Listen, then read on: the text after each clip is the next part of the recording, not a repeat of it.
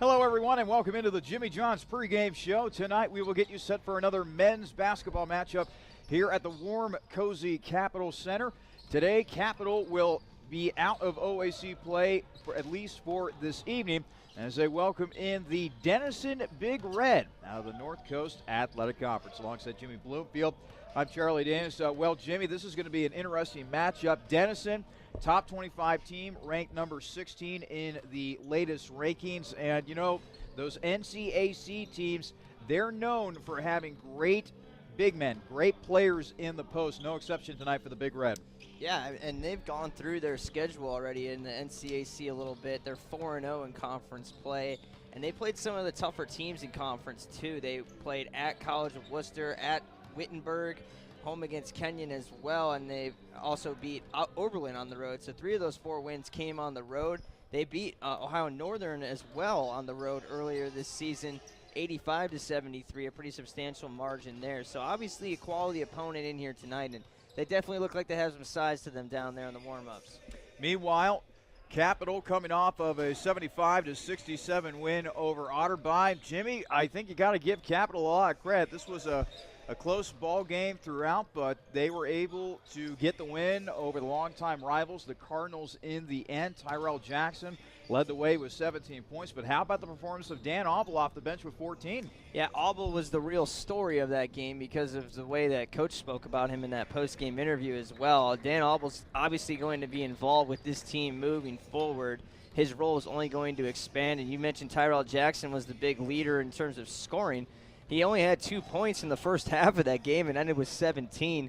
And Weingartner also turned it on in the second half, and those two were the ones that were kind of slacking on the scoring side of things. With 12 minutes left, it looked like Otterbein was going to run away with that game, and then all of a sudden they couldn't make a basket, and Capitol just kept playing good defense and making shots on the other end of the floor. And it was a weird lineup, too. Chukran had a couple of big shots down the stretch there, and Will Hanna was on the floor. And it wasn't the usual suspects that you would expect out there on the floor when they made that big run. Caleb Mitchell was in there as well at center. It wasn't Jamison out there. So a lot of bench players were responsible for the comeback in that game, and then the starters came back in and really closed it off. So it kind of shows you this depth. When it was really tested on Saturday, they responded well. We're just getting started on the Jimmy John's pregame show. When we come back, we'll take a look around the Ohio Athletic Conference and much more. This is your home for Crusaders men's basketball, the Capitol Sports Network.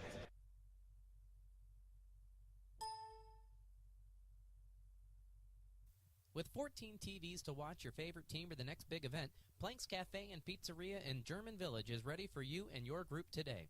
Plenty of free parking, free Wi-Fi, banquet rooms for private parties, and daily specials. What more reason do you need to visit Planks Cafe and Pizzeria? Planks is located at 743 Parsons Avenue and has been serving the Columbus community since 1939. Planks is on the web at plankscafe.com or available by phone at 614-443-6251. Planks Cafe and Pizzeria is a proud supporter of Crusader Athletics. Ed, what is that bizarre contraption? It's my latest Jimmy John's online ordering enhancement, sir. Really? Yes, sir. You know our popular Jimmy John's online ordering service? Yes, click, order, eat. This is the perfect time-saving companion. How perfect, Ed? Presenting the Jimmy John's F4000 three-dimensional sandwich printer. Oh, boy. See, we put one of these babies in the home of every Jimmy John's customer. Uh-huh. They order the sandwich online. Uh-huh. And we send a signal to the F4000 to make their sandwich. Ed, how much does one of these babies cost? With the quantity discount, $50,000, sir. And how long does it take to print a sandwich? About 8 hours, sir. Do you see where I'm going with this? So back to the drawing board? No, stay away from the drawing board, Ed. Welcome back to the Jimmy John's pregame show. Let's now take a look around the Ohio Athletic Conference. This is brought to you by Jersey Mike Subs and Sandwiches. Well, Jimmy, tonight Capitol outside of OAC play, but it's interesting when you look at the standings heading into play tonight for the OAC. Logjam at the top. Marietta, Muskingum, Mount Union, Capitol, Heidelberg, John Carroll, and Ohio Northern are all 2-1. Baldwin Wallace 1-2. And meanwhile, Wilmington and Otterbein, they're still looking for their first wins within OAC play. Yeah, it's hard to call it a logjam at the top when the top 7 teams are all the same. So even the bottom half of the conference has teams tied for first. So lots of parity early in conference play, which is always fun, Charlie. You know, I like some close games here. And even Otterbein gave Capitol a pretty good run. They're 0-3. I think even if you're at 0-3, you're still in shouting distance, especially for making that postseason tournament on the men's side. 8 teams made the tournament last year. I'm sure it's the same format this year. So you really just have to survive. Obviously, you don't want to be the 7 or 8 seed and have to go up against some of the big dogs, but still so much to be settled, obviously. And again, you're going to play everybody twice, which is different in this sport than most of the other sports here at CAP. So it'll be interesting, Charlie. Taking a look at some of the top performers in the OAC so far this year. Jimmy, it's not surprising that the likes of J.J. Kakura are up there for Mountain Union. It seems like he's been playing for the Purple Raiders for God knows how long. Dante Jackson has also, or De'Allen Jackson, I should say. He has been playing pretty well for Mountain Union. He's averaging nearly 20 points per game. So clearly Mountain Union is going to have that robust offense once again. But you know what? We saw Muskingum a couple nights, Jimmy, and I came away impressed with the Muskies, particularly offensively. They might give a lot of teams in the OAC fits this year. Yeah, Capital kind of blew them out, and I don't know what happened, but Muskingum just ran out of gas. They were the first 4 minutes they had like 16 points or something, and then it just really slowed down from there. And kind of like the Otterbein game, Capital really just wore them down the stretch and started making some shots down the stretch run as well. So it was fun to see them too. And you have to mention Cam Kuhn as well from Baldwin Wallace. He's been known to have some pretty big games in his career. I think he had a 50-point game last year, if memory serves me right, but at least it was at least in the 40s. And he's another player. He's averaging 19.3 right now. So some familiar suspects for sure on the men's basketball side of things in terms of individual standouts. Capital will not be the only team playing out of conference tonight. In fact, there are only going to be 2 other games this evening involving teams from the OAC. As I scroll through my calendar here, Baldwin Wallace will be playing host to Pittsburgh Greensburg tonight at 7 o'clock. And then the only other game involving an OAC team, that would be Heidelberg. They're playing host to Adrian tonight, coming up at 7:30. Let's now go to the Capital Corner, brought to you by the Rusty Bucket. Jimmy, let's talk about the women's team for just a second. Tough setback for the ladies on Saturday as they fell to Otterbein 59-50. And boy, Jimmy, I mean, we made more than a few references to this, but that might have been one of the hardest games to broadcast while we've been here at Capital. It was just so ugly offensively for both teams. Yeah, especially in that first half. It was a very ugly game for both sides. And the difference in the game really was the starts to the second, third, fourth quarter for Otterbein. They came out hot in the second quarter, turned it into a blowout kind of. It was a closer game at half again. Then they were still up, I believe, by about 10 or so. And then they just got on a tear to start the half. Capital was down as many as 18 at one point, I believe. And they got it back to within 8 or so. And then the fourth quarter, again, Otterbein came out hot again. And Capital just put themselves too far behind to come back. They played a couple of nice individual standouts, but it wasn't like a full 40-minute effort from every player on the court. Reagan Stonerock had the game of her life, and she's only a freshman, so that was good to see her burst out a little bit. It became clear that some of the players that were responsible for the scoring, like Rachel Horn in the first half, she was just chucking threes because she was the only one that was getting anything going, and it turned into a very inefficient night for Horn. Fondesi got going late. Bosch got going very late. But there just wasn't enough on the offensive end of the floor. And like you said, Charlie, it was one of the more frustrating games for us to broadcast because I think we know this team's capable of more than that. And they have a long week off before we see them again on Saturday against Baldwin Wallace. I'm sure practice probably hasn't been too fun for them, but they really need to focus in. And they can't afford an 0-4 start in conference play. Well, it's actually interesting that you bring that up, Jimmy, with it being a long week. I actually ran into Colleen Fondesi outside the arena here. She was working the front desk in the lobby, and she said that Coach Jeffers gave the team a full 2 days off. Today was their first time practicing this week in anticipation for Baldwin Wallace this upcoming weekend. So I think that kind of speaks to how Capital just needed to give itself a little bit of a breather here and then get back to the basics as they get set for a Yellow Jacket squad that routinely is one of the best in the conference. Yeah, and also it should be noted that finals was last week as well for a lot of them. So they were wrapping up finals. That Saturday was their first day, of their break after finals. So I'm sure it was a stressful week to begin with, and then having to get up and play your rival, they obviously just didn't show up. So Dixie giving them a little bit of rest. And I'm sure today was a high-intensity practice for them, and they're going to get ramped up for Saturday. And we said it on the broadcast against Otterbein. Baldwin Wallace they're one of the better teams in the conference, like you said, Charlie, but that game is usually a very ugly, grinded-out style of basketball game. It's a very physical game, and they're going to have to come out ready because if they play like they did Saturday, I don't think they have a chance. When we come back, we'll go ahead and set the table for Capital tonight, and we'll talk more about the latest six-man that has emerged for Capital as of late. That and much more coming up on the Jimmy John's pregame show. Family business dedicated to offering the best shopping experience and honest prices for your gardening needs. If you're in need of annuals, perennials, vegetable plants, or any variety of gardening tools and resources, Dill's Greenhouse is more than happy to get you on the right path.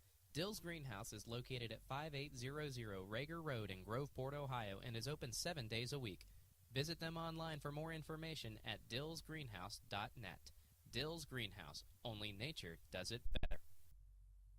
Army ROTC is one of the best leadership courses in the country and can be a part of your college curriculum. As a potential or current student at Capital University, learning to become a leader will make your college experience even richer and prepare you for the future. Capital Army ROTC can provide scholarships and many more benefits to those who enroll, but the biggest benefit will be experienced firsthand after joining. For more information on Capital Army ROTC, testimonials, and an in-depth look at what the program can offer you, go to www.capital.edu/ROTC. Welcome back to the Jimmy John's pregame show, getting you set for tonight's men's basketball matchup between the Big Red of Denison University and your Crusaders of Capital University. Speaking of Capital, let's go ahead and set the table for Capital. This is brought to you by Pepsi. Live for now. Well, Jimmy, we talked about it at the beginning of the pregame show, how Capital was able to pull out a 75-67 win over Otterbein last weekend. Tyrell Jackson with a great game, 17 points. Tyler Jamison as well, 10 points with 8 rebounds. Nearly had a double-double in that game for the Crusaders. But, boy, the last couple of games, it's been the Dan Auble show. This is a young freshman, Jimmy, that has come off the bench, scored 7 off the bench against Muskingum in the win over the Muskies, and then a 14-point performance against Otterbein. And with the continued absence of Kurt Geisey, Capital's going to need more and more contributions from Auble going forward. Yeah, and again, I was really impressed with how Coach spoke about him after the game. For a freshman that we didn't see a whole lot of early in the season, his role just continues to expand. And we're going to see a lot of Dan Auble tonight and moving forward. He has been that spark plug, and luckily they have him because Kurt Geisey goes down, and Dan Auble's Kurt Geisey 2.0, it looks like. And he's going to, obviously with Kurt going down, he won't be on the floor or anything like that, but Kurt's still a member of this team, very much so involved. And you know he's going to be kind of carrying Dan under his wing about that role coming off that bench. So keep an eye out for Dan Auble emerging here. Speaking of emerging, how about the Capital bench, Jimmy? We talked about how there were some players like Brennan Chukran, Will Hanna that came off the bench and played some valuable minutes for Capital. I'm looking at the minutes for the bench here for a moment. Chukran had 12 minutes off the bench. Caleb Mitchell had a solid 7 minutes, had 6 points in that win over Otterbein. Gavin Wildermuth played 10. Hanna with 13. G. Yahaya with 15. Auble had 24 minutes coming off the bench, and we even saw a little bit of Jaden O'Neal. He had 8 minutes in that ball game for Otterbein. We were talking last game, Jimmy, about how it's neat to have a set starting lineup of Nate Boone, Tyler Jamison, Austin Streck, Joey Weingartner, and Tyrell Jackson. That's been the starting 5 for head coach Damon Goodwin's squad for much of the year. Now we're seeing the bench come alive a little bit. We've talked about the emergence of Dan Auble, but all these young players, all these veteran players, they're kind of coalescing into a very good secondary unit for Coach Goodwin. Yeah, they brought the defensive intensity that got them back into that game. Brendan Chukran knocked down 2 big threes, I mentioned. Will Hanna had knocked down a 3-point shot as well. So they're not only getting some scoring from them, it's 3-point scoring, which this team has badly needed the past few years. And as well as the defensive effort that the starters simply just were not providing. And a lot of that fell on Nate Boone as well, being in foul trouble for virtually the entire game. He only got 7 minutes of playing time. So someone from the bench had to step up and fill that role. Yahaya got some extra minutes because of it, and then Chukran was the one who really came through with those minutes that he was given from coach and really earned the 12 minutes. I don't think the plan was to have him out there for the rest of the game pretty much, but that's exactly what happened when Chukran came out on the floor.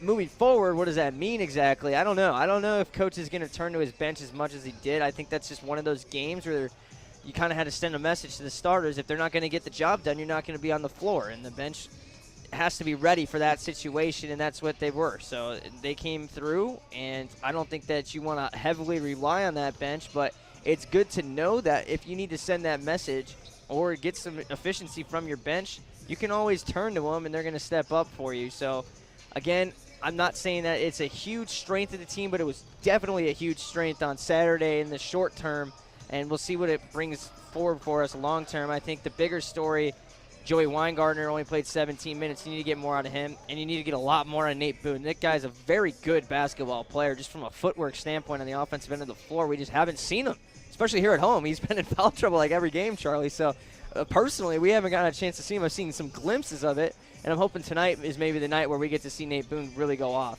Well, we'll definitely see Denison. When we come back, we'll talk about the Big Red, a top 25 team out of the North Coast Athletic Conference, and how big of a win would this be for Capital? Well, we'll talk about the challenge that they face tonight as we continue to roll along here on the Jimmy John's pregame show. I wanted to fly. They said I couldn't. So I built a plane, then a spaceship, then I went to the moon. I invented jazz, hip-hop, rock and roll. Some called it noise. I said it was music. I wrote a letter and sent it by ponies. It didn't get to you fast enough, so I used trucks and ships. But still, they weren't fast enough for me. So I lost the paper and the ink. I sent it by magic. I called it email. I made up new words: jukebox, bling, Google. And I decided some old words weren't okay to say ever again. The mustache. I tried to bring that back 17 times. I wore knickerbockers and shoulder pads, poodle skirts, and flannel. When I came back from World War II, all I had was a t-shirt. So I made that cool. In fact, I invented cool. Who am I? I'm the spirit of youth. It's my job to move the world forward. Pepsi. Every generation refreshes the world. We are back with the Jimmy John's pregame show, getting you set for tonight's matchup between Denison and Capital, a men's basketball affair here at the Capitol Center. Let's now go ahead and set the table for Denison, brought to you by Capital Dining Services. Well, Jimmy, we talked about it at the top of the pregame show about how the OAC, no more for its shooting guards, and in the NCAC, the North Coast Athletic Conference, they're known more for their post players, and the Big Red definitely have a great post player in Jet Spielman. Third leading scorer in the conference. Can also step outside, which is something that is not typical from those big men that you're talking about in that conference. But he can really step outside, 10 for 21 from 3. So he doesn't take too many 21 attempts in 8 games, but he definitely knocks them down. And the most impressive number, Charlie, on the stat sheet for him, he's 41 for 41 from the free throw line. So you can't even foul this guy. If you foul him, he's just going to knock down his free throws. It's an amazing streak to start his season off. And again, the 19.1 points per game, ranking 3rd in the conference. David Muir has also had a good season so far, Jimmy. He's averaging 12.5. He's probably their top guard. Yeah, and he's, kind of more of a slasher type than someone who's going to be someone that's going to, pop threes. Like you said, Charlie, this conference, not a very good three-point shooting conference as well. Ohio Wesleyan would be the obvious exception to that, but Denison plays a very similar style to that Wittenberg game that we had a couple weeks ago, and a nice complementary player, Muir. Again, more of a slasher type player, and combos nicely with Spielman because if he drives in and gets some attention, then he can kick it to the big man Spielman. If they sag off and everyone is playing Spielman, it opens the lane up for him as well. So there's a kind of a nice combination between those two players. Right now, Jimmy, I'm comparing the team statistics between both the Crusaders and the Big Red. It's really interesting. They mirror each other in terms of points per game. Denison, 76 points per game. Capital, 75 points per game. And both these teams also do a very good job of rebounding the basketball. Denison with a plus 6.4 rebounding margin. Capital with a even more impressive plus 8.4 rebounding margin. Rebounding could be the story of this game tonight. Yeah, you said it, Charlie. The numbers are just very, very identical. I would say that Denison has played a tougher schedule to this point than Capital, though, but read into that what you will. Again, they played some of the tougher teams in their conference already, and they played against Ohio Northern as well, who's a very good team in our conference. They also played at Otterbein earlier this season and won by just 7 points. So they've played impressive teams, but they haven't really blown anybody out. Obviously a top 25 team and widely regarded, especially among the coaches in the NCAC, as the favorites to win this conference. But we haven't really seen them be a team that's going to come in and just blow you out of the building. So if Capital can keep it close, I would say they're definitely the underdogs tonight, Charlie, obviously. But we've seen them play some ranked teams very well last year, some teams that were frankly better than this Denison team last year as well. I think this is going to be a really interesting game because if they play like they did against Wittenberg, I don't think we have a chance. But if we play like we have the last few games here, I think we have a really good chance. Wittenberg was not all that impressive in their game here. I'm sure they got a different showing at Wittenberg, that is Denison, in our last game on Saturday, because if Wittenberg played like they did here at the Cap Center, I'm sure it would have been a blowout. So I don't know. Be ready for anything in this game. Another NCAC opponent. We beat Ohio Wesleyan on the road. We've lost here at home to Wittenberg, and now we're playing another top team. That might be the best 3 teams in that conference. Worcester definitely in the conversation too, but I don't know. It's interesting to see us matching up with these NCAC schools pretty well, and I think it speaks really well for the OAC. So tonight, I don't think a win is really all that huge for us. I mean, if we get a win, it's a ranked opponent win. It'll definitely get some momentum going, but everything is about the OAC and our record there. And if we play a competitive game here tonight, I think it just breeds that confidence moving forward back into conference play next year. If they're able to get a win here tonight, it would definitely be a great feather in the cap for Capital. It'd be a great resume booster as well, heading back into OAC play, I should say. When we come back, more of the Jimmy John's pregame show. What will it take for Capital to get the win over Denison? Well, we'll have the keys to the game for you in just a moment. This is a message for all those MBA seekers out there. For the junior exec who'd rather be senior.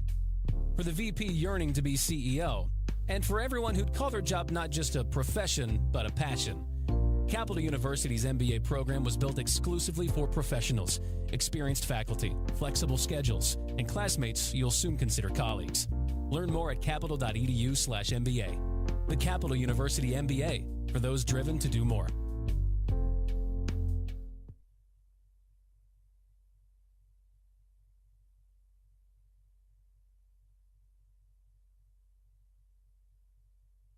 Just as fresh as its pizza, Donato's is fresh off of its 50th anniversary and still serving the Columbus area with pride.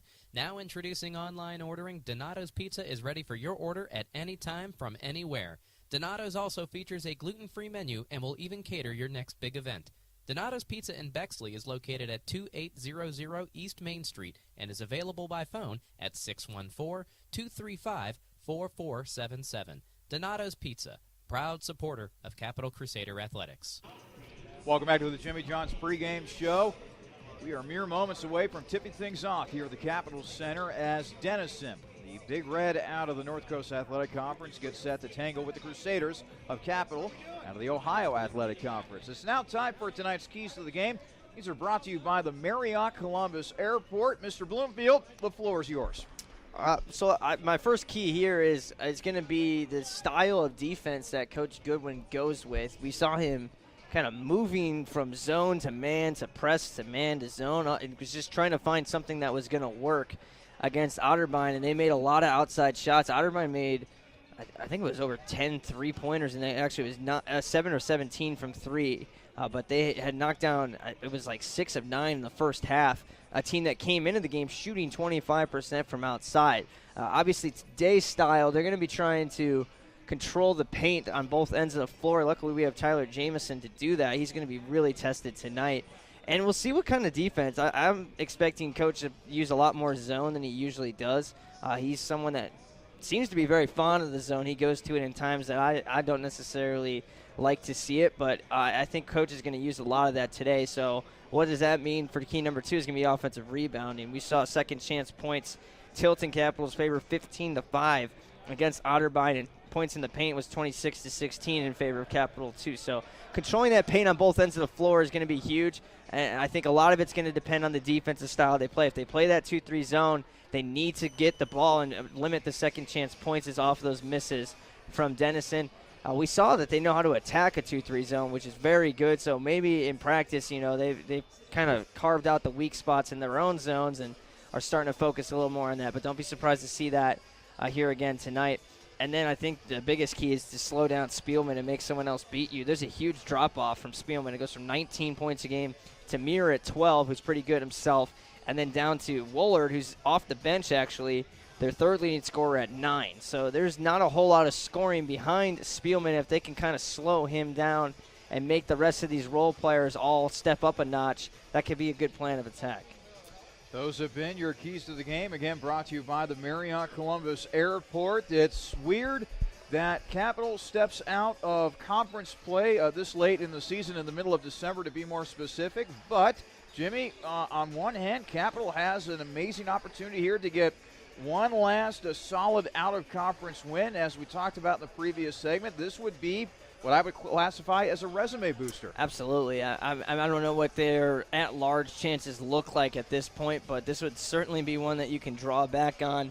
If we get into that conversation towards the end of the year, maybe we get a couple wins against some of the ranked teams in conference as well, and that could really pump up the resume with a win against Denison, like you mentioned, Charlie. But like you said, this is a weird stretch in the OAC. There's conference games on Saturday for everybody. There's 5 games, 10 teams, obviously, so everyone's playing. And then we don't see conference play again until after the new year on January 4th. And there's going to be a bunch of holiday tournaments and playing random teams, some teams playing tougher teams than others. And Capital is not even in action in any of those tournaments from what I see. So they're going to have a long layoff from now until January 4th after this week. So they really got to make these 2 games count and hit the practice gym and get ready back for conference play. This is a big step in that direction tonight. When we come back, we'll have the starting lineups and the opening tip-off here at the Capital Center. Denison, Capital, coming up next here on your home for Crusaders men's basketball, the Capital Sports Network.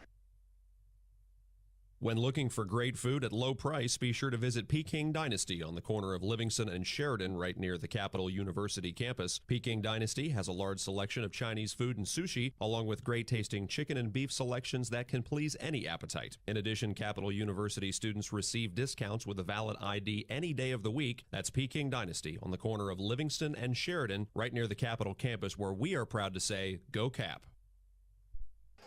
With 14 TVs to watch your favorite team for the next big event, Planks Cafe and Pizzeria in German Village is ready for you and your group today. Plenty of free parking, free Wi-Fi, banquet rooms for private parties, and daily specials. What more reason do you need to visit Planks Cafe and Pizzeria? Planks is located at 743 Parsons Avenue and has been serving the Columbus community since 1939. Planks is on the web at plankscafe.com or available by phone at 614-443-6251. Planks Cafe and Pizzeria is a proud supporter of Crusader Athletics. We're mere moments away from basketball. Let us now send it down to the public address announcer, Neil Shapiro. University Crusaders. Don't forget to get a game program that's all available for you free of charge just inside the lobby here at the Cap Center. Now, ladies and gentlemen, it is time to honor America. Would you please rise for the playing of our national anthem?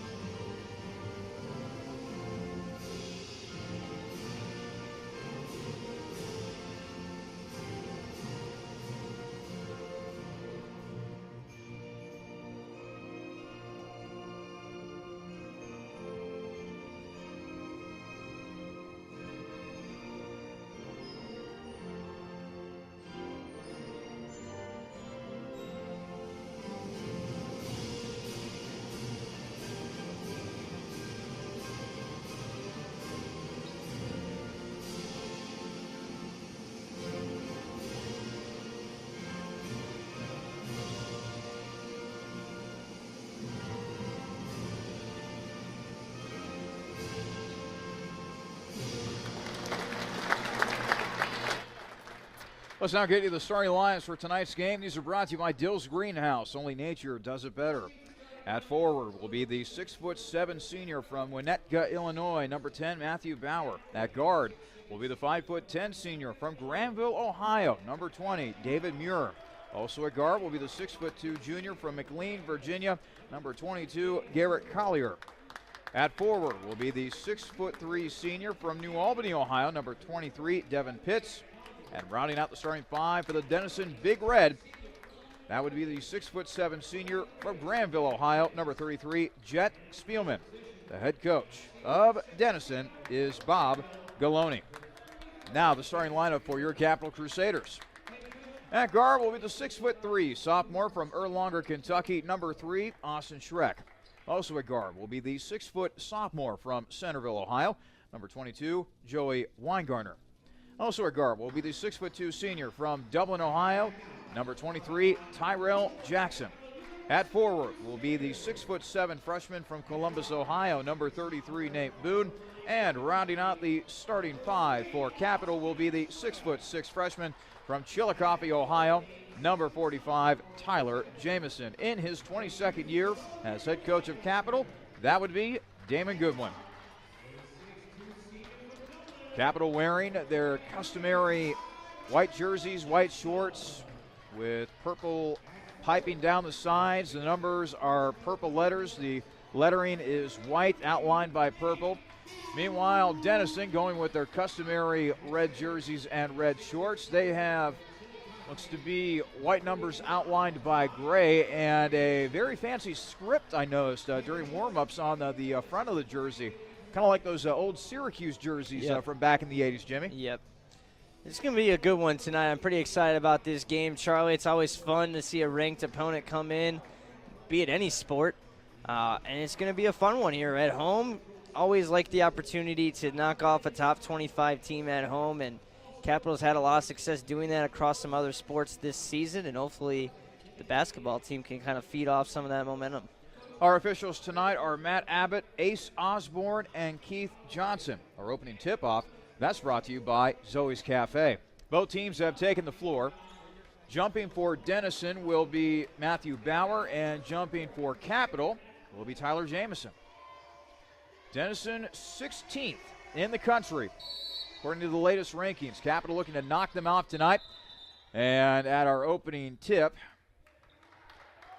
let's see who they give the ball to. Or I think they're going to redo it here. Nobody was really able to get a clean hand on it, so they will indeed retip it. Take two.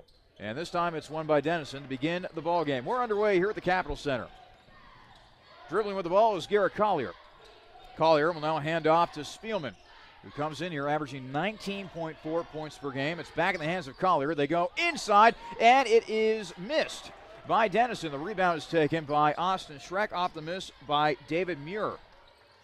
Jamison over to Jackson on the right wing. Tyrell, double teamed, gets out of it by passing it to Jamison. Jamison now down on the right block, trying to battle his way for a bucket. Out to Tyrell for three, and Tyrell rims out. Loose ball. Jamison gets it back for Capital, and the Crusaders are able to reset offensively. Schreck now handling the ball for Capital out towards midcourt. 21 on the shot clock. Schreck, the Kentucky native, passes it off on the left wing to Weingartner. Weingartner over to Boone, inside to Schreck now. Schreck attempting to post up his man, instead goes back outside to Weingartner with 8 on the shot clock. Joey dribbling to his right. Joey trying to split two defenders. Joey with a jump shot. Off the glass and in for Joey Weingartner. And then, almost thrown away by Denison. I was going to say the second chance points, we talked about that being a big story on this end of the floor here on the defensive side. Quick two for Cap. They'll go inside, and scoring will be Jet Spielman, the senior out of Granville, Ohio. Never really left Granville, attended Newark Catholic High School in the Granville area. 2-2 between Capital and Denison early on with 18.5 to play in our first half. Jackson on the right wing, passes off to Schreck. That was in the hands of Jamison, who then passes off to Weingartner. Weingartner now handling the ball on the left wing. Over to Boone. Nate Boone might have gotten his shot blocked that time. Jamison collects the loose ball. It's off the glass. No good for Jamison, as the ball was not able to roll down to the bottom of the hoop that time. Rebound for the Big Red, who come right back offensively. It's swung around. Three-pointer for Spielman. Short. And loose ball out of bounds. They will give it to Capital. Spielman, we talked about it in the pregame, Charlie. He can step outside. He's 10 for 21 from 3. Left that one way short, though. Like you said, a very uncharacteristic miss for Spielman. And if they can suck Jamison away from the basket, that's only going to open up the paint a little bit more for him. Only a couple of minutes have gone by here in our first half. 2-2 early on between Capital and Denison with 17:48 remaining in the first half. Schreck over to Jackson on the left wing. Jackson dribbling to his right. Gets a screen from Jamison. Jackson throwing it across court seemingly to Boone. Boone will let loose a 3, and that's an air ball. The rebound is corrected by Spielman. Denison now coming the other way. And now a foul is called on the inside. Shot will not count for David Muir. But a foul will go against Capital. Looks like it'll go against Weingartner. He's been looking a lot in transition, Charlie, to get into the paint already. Like, he's not waiting for that half-court set or anything. He's going straight to the bucket. And we talked about in the pregame as well with Muir how he's a slasher. Almost lost that time, but it's back out to Bauer. Bauer on the left wing, 21 on the shot clock. Gets it inside to Spielman, and Spielman misses. Loose ball. Denison comes up with the loose ball as Pitts grabs it, and then a three-pointer. That's missed. Jamison comes down with a rebound for Capital. It's Jackson now. He'll skip it on over to Weingartner. Wide open for 3. Joey misses it from the corner, and the rebound is taken by Muir for Denison. Muir speeding up the court, and now he'll slow things down a little bit. Now they're going inside to Spielman. Spielman hook shot, no good, and the rebound taken by Capital's Boone. Refs letting him play. There's a lot of contact down there. Jamison using his body to keep Spielman away from the basket. Beautifully played defense, and if they're going to let him get away with that kind of shove before that initial sequence, it's going to be a good night. Tyrell Jackson misses the 3, and the rebound is taken by David Muir of Denison. 2-2 between Denison and Capital, under 16.5 to play in our first half. Pitts dribbling to his right. Now over to Spielman. It's now over to Muir. Muir driving on in and scoring with the left hand. Boy, he was a blur, just flashed by everybody. And we talked about how they're a nice 1-2 combo there. Jamison had the help side defense and just didn't shift over because he was glued to Spielman. Opens up a wide open lane for Muir. Schreck, meanwhile, passes off to Boone. Capital trailing Denison 4-2, 15:57 remaining. Long jumper, no good. Rebound, Jamison tapping it out, and it will be Denison ball here upcoming. And now a couple of substitutions. Ganayu Yahaya checks in for Capital, as does Dan Abel. And then let's see here, coming into the ball game for Denison, looks like one of them was Andrew Castignetti, senior out of Bethesda, Maryland. Johnny Vernasco also checking in as well, number 15 there at the top of the key right here. And by the way, he's got a very impressive mustache too. Holy cow, that's something that Ron Burgundy would be proud of. 4-2 in favor of Denison. Looks like Aaron Rodgers, kind of. Yes, yeah, that's what I was thinking too. 15:32 remaining in our first half. A pass on the inside, blown layup, but the rebound is collected by Vernasco. And then a jumper is made for Denison. A three-pointer, 7-2 in favor of Denison. Dan Abel over to Yahaya. Yahaya over to Weingartner. Now inside, misses the layup, and the rebound is taken by David Muir. Muir going the other way, gets inside to Spielman. Spielman has a shot blocked by Yahaya. And Tyler Jamison also teaming up on that play as well. Great defensive effort on the inside by Capital. Jackson coming the other way now, passes back out to G, now over to Dan Abel, who scored 14 points off the bench against Otterbein in the Saturday afternoon win over the Cardinals. G will let loose a 3. And it's no good. Jackson, however, with an offensive board. Now it bounces off of the foot of Weingartner, out of bounds, and it will be Denison ball. A couple more substitutions for the Big Red, by the way. Matt Doyle and Brett Wooler will now check in for the Big Red. And coming in for Capital will be Caleb Mitchell. He'll take the place of Jamison out there on the floor. 7-2 in favor of Denison with 14:39 remaining in the first half. So now Denison will have it back offensively. Doyle, the sophomore out of Fairfield, Connecticut.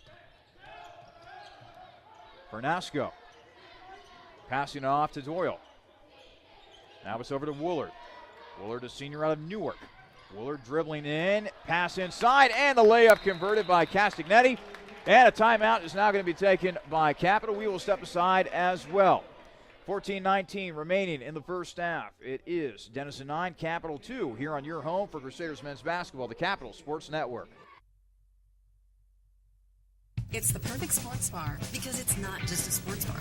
I'm Gary Calico, founder and president of Rusty Bucket. A lot of families build their sports world around the bucket. It's not just a guy's night out. You can bring your wife, you can bring your kids. We get a lot of groups in after games. Great place after the game. Kids love to come here. The Rusty Bucket Restaurant and Tavern. The Rusty Bucket is a proud supporter of the Capital Crusaders. Visit us after the game at 2158 East Main Street and grab life by the bucket. 14-19 remain in the first half. It is Denison leading Capital 9-2. Denison so far with some balanced scoring. Leading scorer is Claude Chanone with 3 points. Yahaya now back with the basketball. Dribbling on in. Tough shot for G. It's an air ball, and it's a rebound for Castagnetti. Chardonnay, by the way. They have such interesting names at Denison. They had 16 pronunciations ready for us to look over. At least we had them. Yes, exactly. That's the good part of it. Castagnetti on the right wing. Now it's over to Woolard. Woolard back outside to Chardonnay. Now back to Woolard. 8 on the shot clock. Woolard dribbling on in on the right block, being guarded by Mitchell. Back outside for 3, and that is no good as Schreck corrals the rebound following a miss off of Castagnetti. Schreck driving towards the hole, and then a wild pass as he was trying to find Mitchell. Turnover for Capital. Denison back with the ball. Woolard will load up for a 3. That's no good. And the rebound taken by Denison. Castagnetti with the offensive board for the Big Red. 24 on the shot clock now. Woolard over to Castagnetti. Now it's bounced on over to Vernasco, excuse me. They go back inside to Woolard. Woolard on the left block. 3-pointer on the way. That's no good. And out of bounds. It will be off of Capital. Dan Obel and Vernasco of Denison went out of bounds trying to get the ball. Ball went over the backboard too, Charlie. Normally you're not allowed to grab the rebound when that happens. It's the dead ball. Doyle, in any case, gets it in to Woolard.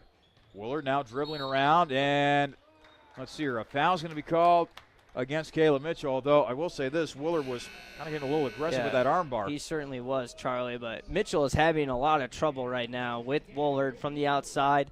And Woolard's kind of blown right by him a few times. He's not doing well with that matchup. And off the inbounds pass, an easy layup for Claude Chandonnet, the sophomore out of New Canaan, Connecticut. So now it is Denison 11, Capital 2. The Big Red running away with this one so far. Wildermuth trying to dribble on in to Hanna. Back to Wildermuth. Now over to Mitchell. Mitchell to Wildermuth. Wildermuth trying to dribble on in, has no help and throws it away. Chardonnay picks off the pass, and now he'll pass it forward to Castagnetti. Now they go inside to Vernasco. Vernasco, drive, misses the shot, somehow gets his own offensive board. Woolard now with the pass. It's swung around, 3-pointer on the way. That's no good for Castagnetti. And then another offensive board for Denison. Castagnetti then drives on in and scores. There's a huge mismatch right now with Obel matched up on Vernasco, and they attacked that mismatch 2 or 3 times that possession, and too many second chance opportunities. Obel now handling the basketball for Capital. They'll dribble on in. Mitchell losing it, and another turnover for Capital as Woolard comes up with a loose ball for the Big Red. Vernasco passing it forward to Doyle. Doyle will now dribble in to Woolard, back outside of Vernasco, and now back inside to Woolard as he gets fouled by Dan Obel. And Obel is just too undersized to be on the floor right now with the lineup that Denison has out there. He's a good 4 inches smaller than everyone out there. Luckily, Muir's coming back in, so that's a more natural defensive matchup for him. Basically, the entire starting lineup for Denison coming back in. Bauer, Muir, Collier, Pitts, and Spielman. And you know, they started the game shooting 1 for 11, Charlie. The last 3 possessions now have been turnovers. They had no turnovers before this series of turnovers. It would have been just fine. They just got to make their shots, but now they're starting to play poor on the offensive end with the turnovers. And Denison continues to heat up on the offensive end as Jet Spielman knocks down a 3. It's now 16-2 Denison blowing out Capital at the Cap Center with 11:07 left to play in the first half. It's still self-inflicted. If Capital can right the ship here, they'll be okay, but they need to get it going early because they can't fall down by much more than this. Jaden O'Neal over to Will Hanna. Hanna on the left wing. Now it's over to Schreck. Schreck driving on in. It's off the foot of a Denison player as he was trying to get over to Tyler Jamison. That was a 2-point basket right there. If that didn't hit the leg, Jamison had made a backdoor cut there, was wide open, and it was a tight window that Schreck was trying to thread. Jamison over to Schreck. Schreck, top of the arc as a Denison player goes sprawling to the floor, and it's batted away as he was trying to get inside of Tyler Jamison. Schreck gets it back, however. Schreck now has it batted away again. Jumper for Schreck now, and it's good for Austin Schreck. And maybe that'll get him going. That was just a desperation shot at the end of the buzzer there. Still dribbling around. Denison, Muir on the wing. Now it's back out to Pitts for three, and Pitts knocks it down from the right wing. Yeah, Capital's trying to keep their lineup that they want out there, but they have Auble, O'Neal, and Schreck against this lineup, and they're very undersized right now. They need to start using some of this quickness, otherwise they're just putting themselves in a bad position defensively. And O'Neal turns the ball over, but hold on here, jump ball. I think they're going to give it to Capital. Yeah. Yep. But still, the ball handling for Capital is suspect, to say the least. And they get G back in there too now, so Tyrell Jackson also checks in for Capital. Getting a little bit more size now to match up with the lineup out there. I think Coach saw what we saw and realized that his rotation was going to have to change a little bit with the size that Denison presents. O'Neal out towards midcourt. It's Capital trailing Denison 19-4. Jackson, long jumper is good for Tyrell Jackson. Capital needed that one. Now, how about some defense? How about a dunk from G? Collier over to Bauer. Now it's in the hands of Pitts. Now it's back in the hands of Muir. Muir will drive forward, and he got fouled on his way to the bucket. I don't know if they're going to get Jamison or O'Neal on this one. Looks like they're going to give it to Jamison. Okay.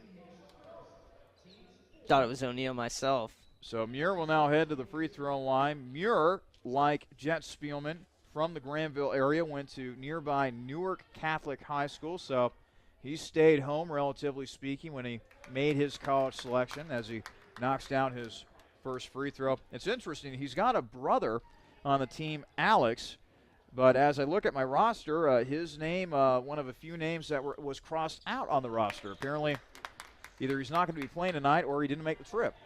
He also went to Granville High School. He didn't go to the same high school as his brother, which is very weird as well. O'Neal to Jackson. Jackson almost losing it, but Tyrell's able to get it back. Denison leading Capital 21-6. Yahaya on the right wing. Now he's trying to dribble on in. Head fake. G has his shot blocked by Bauer. Now there's a loose ball. Strum on the floor, and Denison somehow comes away with the loose ball as Collier is able to feed it ahead. Ooh. Now it's over to Muir. Muir kind of losing it. Now gets it back. Seems like every 50-50 ball is going Denison's way. Another loose ball. Pitts will now get it back outside. A drive by Collier. Collier looked like he had his shot blocked by G that time, but instead G is going to be called for a foul. We saw Jamison with an impressive block earlier in that sequence. Muir had that stop-and-go dribble move right at the high side elbow from our vantage point. Went from his right side to his left side. It was a very nifty move, but Jamison was just waiting for him in the paint. Collier knocks down his first free throw attempt. Checking in for Denison will be the junior, Sheldon Freeman, out of Nashville, Tennessee. And it's interesting that Nate Boone still is not getting his playing time despite the fact he has no fouls to this point. Collier, second free throw is good. You would think you'd want his size out there and see what he can do on the offensive end of the floor for you, but Coach is sticking with that rotation that he's been using. Denison 23, Capital 6. Capital 3 of 14 from the field so far, but the story has been the turnovers as Yahaya drives on in and scores. Now it's 23-8 in favor of the Big Red. Muir back out to Spielman for three, and he knocks it down. Jet Spielman, the senior out of Granville, knocking another long jumper down once again. It's Denison 26, Capital 8. 8:25 remaining in the first half. I can see why Denison is ranked in the top 25. Weingartner over to Jackson on the left wing. Now it's over to Schreck. Schreck Dribbling around, baseline, feeds it over to Tyrell, who lost it out of bounds, and they will give it to Denison. Coming in for the Big Red now is Maxwell Civic, 6'4" junior out of Broadview Heights, Ohio. Went to Walsh Jesuit High School, so that would lead me to believe that is up in the Canton area, if I remember correctly. Denison's largest victory this season, Charlie, is just 12 points. Talked about how they really haven't blown anybody out. And another wide open layup, this time converted by Spielman. Obviously, tonight could be a different story. Already up by 20 here. 28-8 in favor of the Big Reds. 7:50 remaining in the first half. And an interesting observation here. Coach Goodwin is letting his team play through this rather rough stretch as a foul is going to be called against Denison. This is the first foul of the game against the Big Red, and it comes with 7:46 remaining in the first half. Boone will check in now for Capital. I was just going to say, here comes Boone off the bench now. See him in normally what would be Mitchell's spot in this rotation as they take out Jamison. Jackson will inbound it from the baseline, and we'll get it into Boone. Boone over to Yahaya. Yahaya now passes it over to Weingartner. Back to G. G trying to dribble on in. Power move, and a traveling violation is going to be called against Yahaya. The rest have been letting him play. You mentioned just the first foul on Denison. Capital's gotten away with some body contact on the defensive end of the floor, and maybe a few walks that could have been called at this point. That one was probably the most obvious of all and demanded a whistle, really. Civic dribbling on the right wing. Pass was almost picked off by G. Instead, Muir back out to Civic for three. That's no good. The rebound is taken by Boone. Now here comes Schreck to Weingartner. Weingartner driving off the glass, but G's right there to clean it up. And Weingartner knew he had G behind him. He just had to throw it off the backboard. Really could have probably alley-ooped it off the backboard, but he did try to spin that one in. Spielman driving towards the hoop. Misses the shot. Loose ball corralled by Schreck. Here comes Capital. Jackson down the other end, and the shot will not count for Jackson, but he was bumped. So now Tyrell will head to the free throw line. And you saw, like I said earlier, with Boone on the defensive end of the floor there was a whole lot of contact, and they let it go. And actually Jackson called down on the floor here, so the basket, like you said, waved off, no free throws. Matt Doyle will check in for Denison. Only the second foul on Denison in the first half. Capital has 5. As Capital trailing Denison 28-10, 6:52 remaining in the first half. G driving on in, and his shot was rejected by Sheldon Freeman. Freeman, the big boy out of Nashville, Tennessee, 6'6", 200-pounder. Probably play some linebacker for him too, maybe. I wouldn't put it past him. G almost losing it, but is able to corral it. 15 on the shot clock. Weingartner over to Jackson. Jackson on the left wing. Gets it over to Weingartner for three. That is no good. And the rebound is taken by Doyle. Doyle across midcourt. Doyle almost has his pocket picked by Jackson, but keeps possession. Now another wide open three, and Castagnetti is able to score once again. Another timeout taken by a frustrated Damon Goodwin. 31-10, Denison leading Capital with 6:26 remaining in the first half. This is your home for Crusaders men's basketball, the Capital Sports Network. Army ROTC is one of the best leadership courses in the country and can be a part of your college curriculum. As a potential or current student at Capital University, learning to become a leader will make your college experience even richer and prepare you for the future. Capital Army ROTC can provide scholarships and many more benefits to those who enroll, but the biggest benefit will be experienced firsthand after joining. For more information on Capital Army ROTC, testimonials, and an in-depth look at what the program can offer you, go to www.capital.edu/ROTC. 6:26 remaining in the first half, and it's been all Big Red tonight as Denison leads Capital 31-10. Big Red shooting 42.3% from the field. Capital shooting 26.3% from the field. And Capital has yet to make a shot from three-point range, 0 of 7 from beyond the arc. Schreck twisting, turning, back outside. Weingartner for three. That's no good. Schreck offensive board. Putback is good for Schreck. 31-12. Denison still with the rather sizable lead with 5:55 left to play in the first half. Civic on the left wing. Now inside to Woolard. Woolard dribbling towards the hoop and losing the ball. Capital comes up with a steal. Schreck across midcourt to Jackson on the left wing. Jackson dribbling around. Tyrell dribbling to his right. Now over to Weingartner. 18 on the shot clock. Tyrell will let it fly and hit from 3. Starting to wake up a little bit now, Charlie. Denison 31, Capital 15, 5:24 remaining in the first half. Civic will let loose a 3. The left-hander will knock it down from near the corner. So now Schreck dribbling the ball, now hands off to Jackson. 34-15. Denison with the lead. 5:05 remaining in the first half. Schreck over to Boone. Boone will now pass on off to Weingartner. 13 on the shot clock. Brennan Chukram, by the way, in the ball game for Capital. Schreck off the glass and in. Nifty move right there by Austin Schreck. I haven't been so impressed with Denison's defense. Again, a lot of the early going was just missed shots and then self-inflicted turnovers. 3-pointer on the way. That is short for Doyle. Loose ball. And the rebound is taken by Denison. Nice save by Freeman. 4.5 to play in the first half.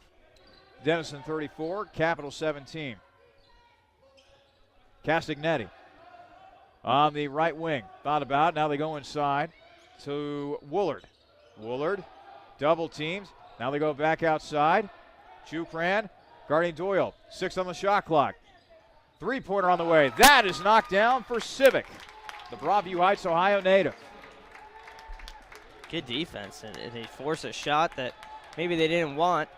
Hand in the face, nothing else that Weingartner can do there. 20-point lead for the Big Red, 37-17 with 3:52 remaining. Long jumper is good.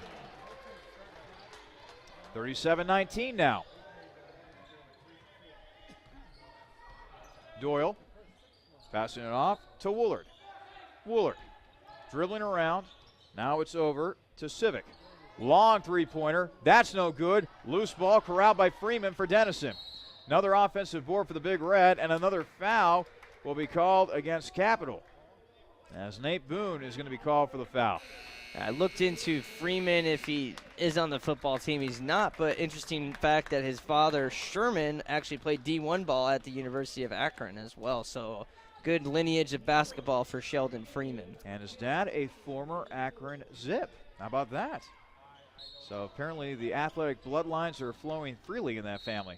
It goes out of bounds off the hands of Dan Auble. It'll stay with Denison. 3:29 left to play in the first half.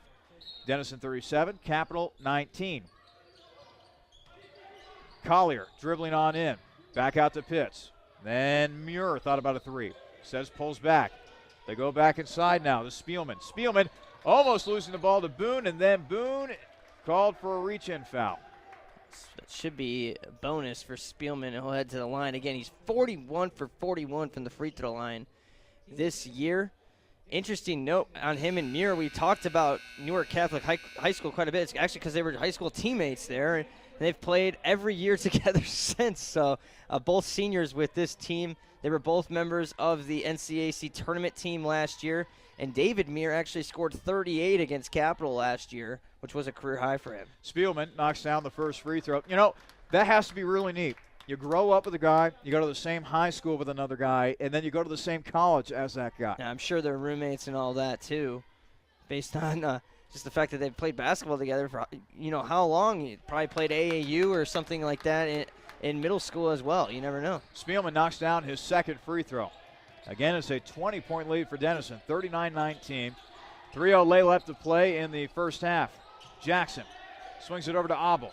Auble will now go inside to Jamison, who collects it, spins, fires. No points there as Collier is able to get the rebound for Denison. Collier now over to Spielman. Spielman loses it, and now Jamison comes up with it. Ahead to Jackson. Jackson will lay it in. Denison 39, Capital 21. 2:42 left to play in the first half. Jackson now with 9 points in the game. Meanwhile, for Denison, Muir. Now it's over to Vernasco. Vernasco double teamed, loses the ball. Jamison picks it up for Capital. Weingartner now on the left wing. He'll let it fly. Joey knocks it down from the left wing. And now Denison will take a timeout. We'll step aside once again. 2:19 remaining in the first half. It is Capital 39, Denison 24. This is your home for Crusaders men's basketball, the Capital Sports Network. This is a message for the nurses among us, for those who dream of saving lives, for those who are driven to improve care, and for those ready to help heal what's broken, be it a single bone fracture or an entire hospital system.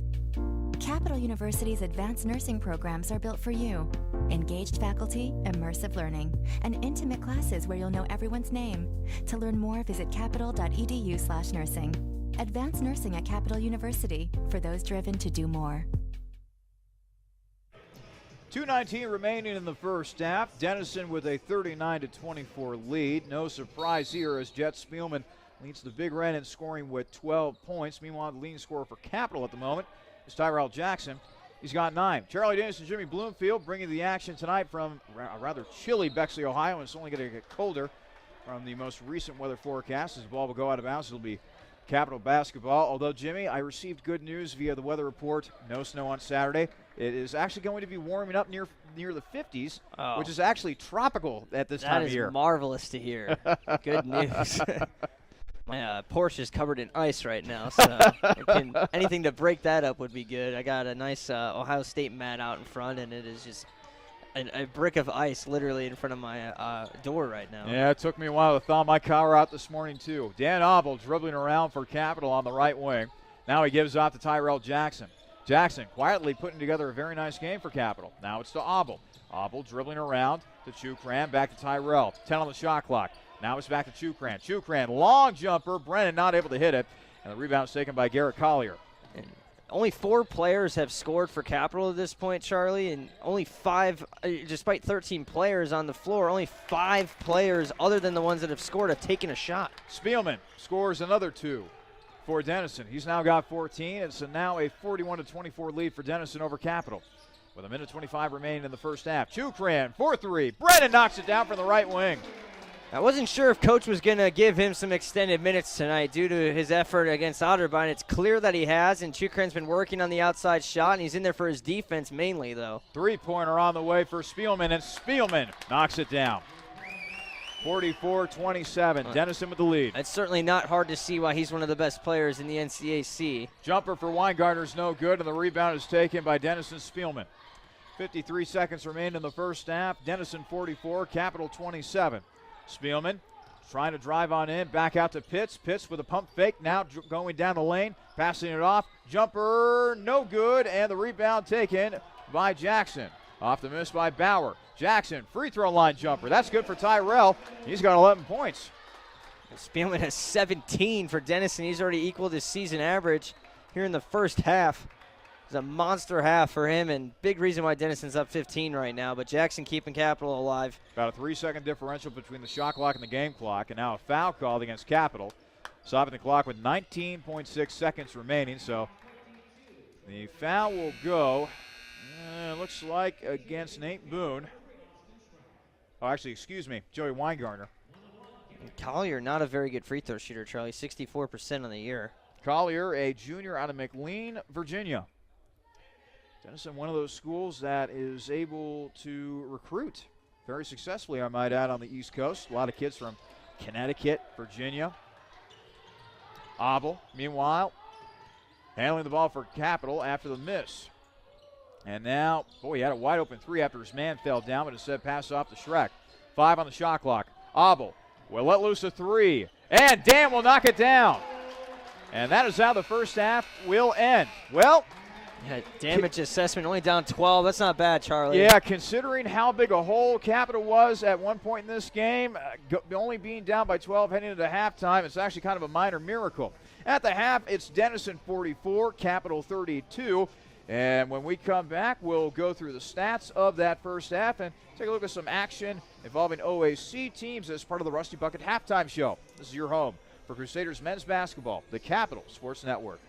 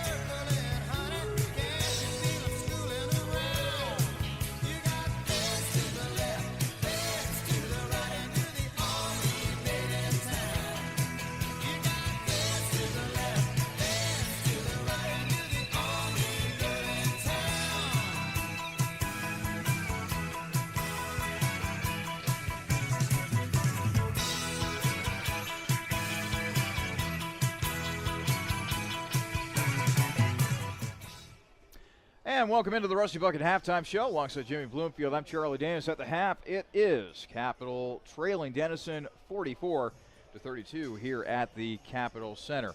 Let's now take a look around the OAC. This OAC scoreboard update brought to you by Jersey Mike's Subs and Sandwiches. Capital not the only team going out of conference tonight to play a basketball game.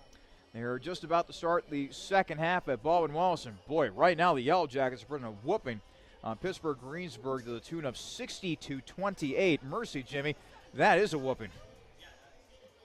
Yeah, 60 points in the half. Oh, looks like they're getting nice and warmed up for our matchup on Saturday, which is not the best of news. Meanwhile, they have just gotten underway at Heidelberg, and right now the Berg is trailing Adrian 10-7 with 14:21 remaining in the first half. That game gotten underway at 7:30, and that's it in terms of OAC scoreboard action. And the only game involving a top 25 team at the Division I level. How about Baylor? They've gotten off to a nice 8-0 start. The Baylor Bears, 4th ranked in the country. And right now, they're putting a whooping on their opponent tonight. They are leading Southern 40-18 with 4:42 left to play in the first half. When we come back, we'll take a look at the stats from that first half. And quite honestly, folks, Capital should be down by a lot more, but the fact that they're only down by 12, well, we'll explain that in just a moment.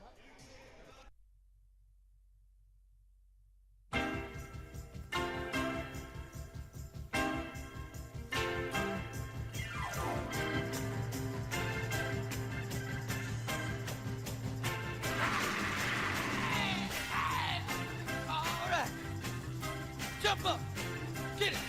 Hey, devil with a blue dress, blue dress, blue dress, devil with a blue dress on. Ooh, yeah. Devil with a blue dress, blue dress, blue dress, devil with a blue dress on. Beep, beep, bye, bye, fo, fo, bum. Looking mighty now, here she come. Wearing a wig hat and shades to match. Got her high-heeled shoes and an alligator hat. Wearing a pearls and a diamond ring. Got bracelets on her finger now and everything. Devil with a blue dress on. She's the devil with a blue dress on. Lord have mercy. Devil with a blue dress on. Devil with a blue dress on. Hey, wearing a perfume Chanel No. 5. Got to be the finest girl alive. You walk real cool, catches everybody's eye. The cats will be nervous, they can't say hi. Not too skinny, she's not too fat. She's a real humdinger and I like them like that. Devil with a blue dress on. She's the devil with a blue dress on. Hey, I say now, devil with the blue dress on. Yeah, the devil with the blue dress on.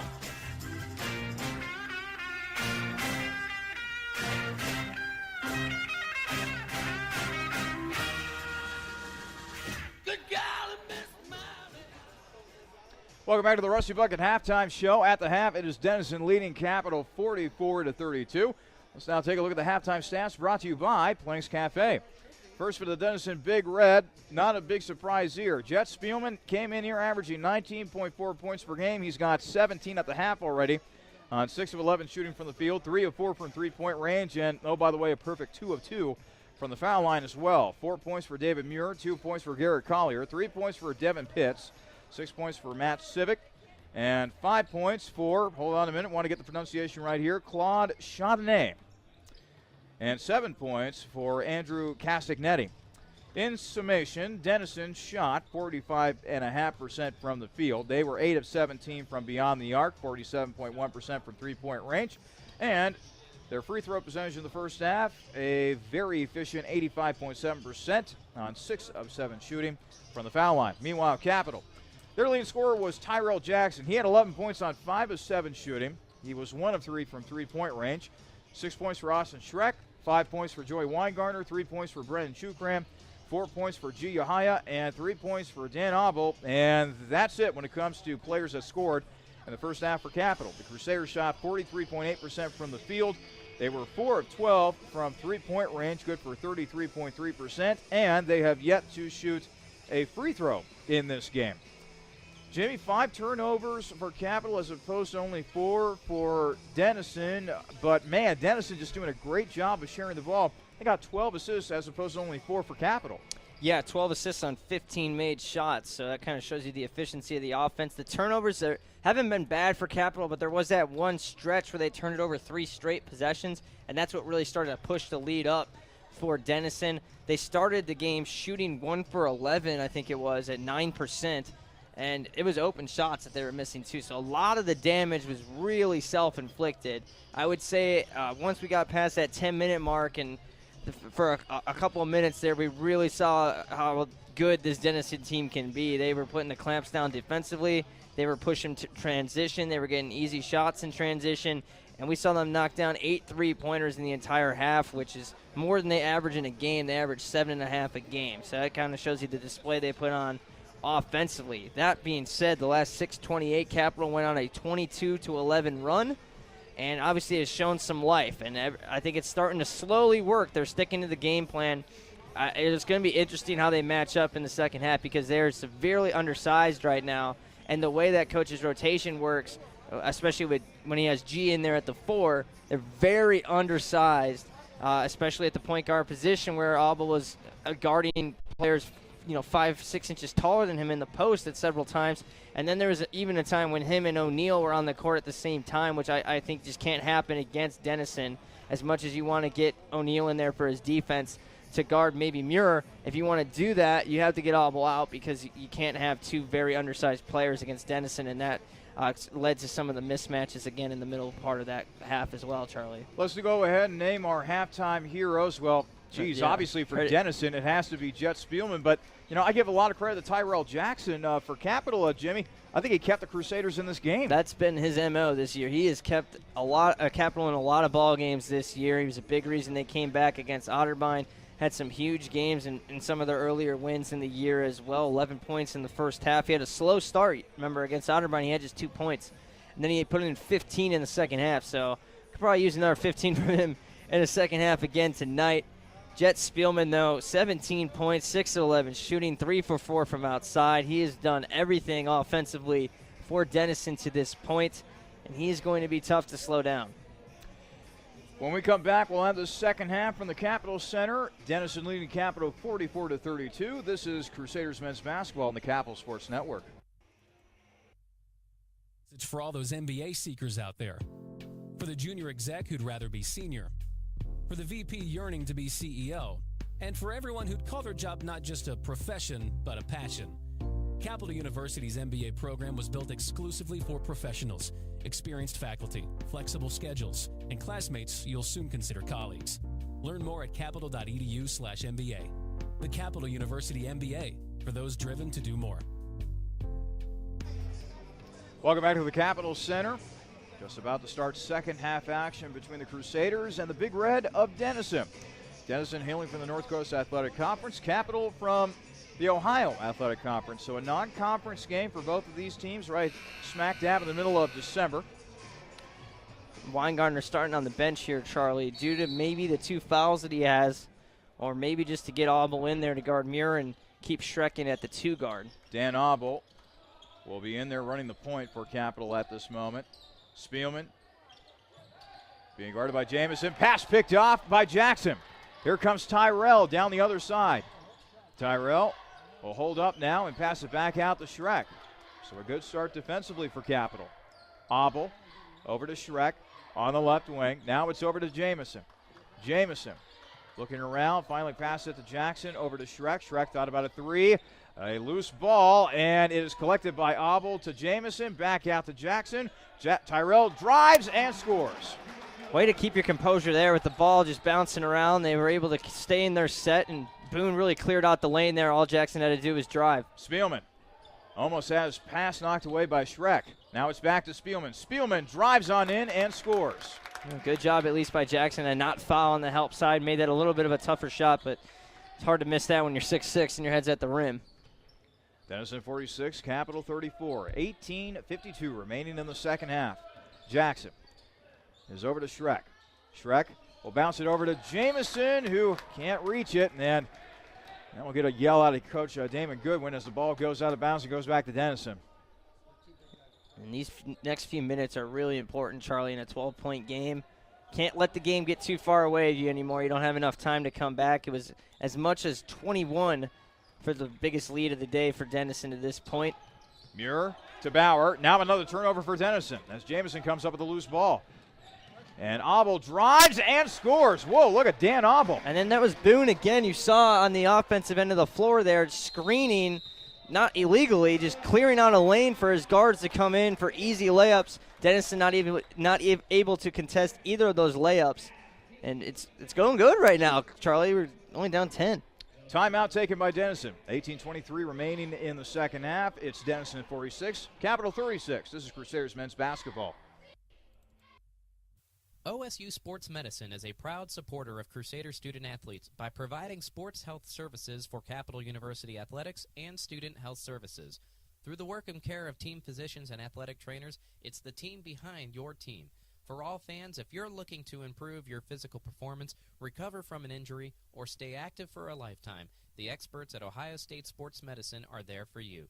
Visit sportsmedicine.osu.edu or call 366-4332.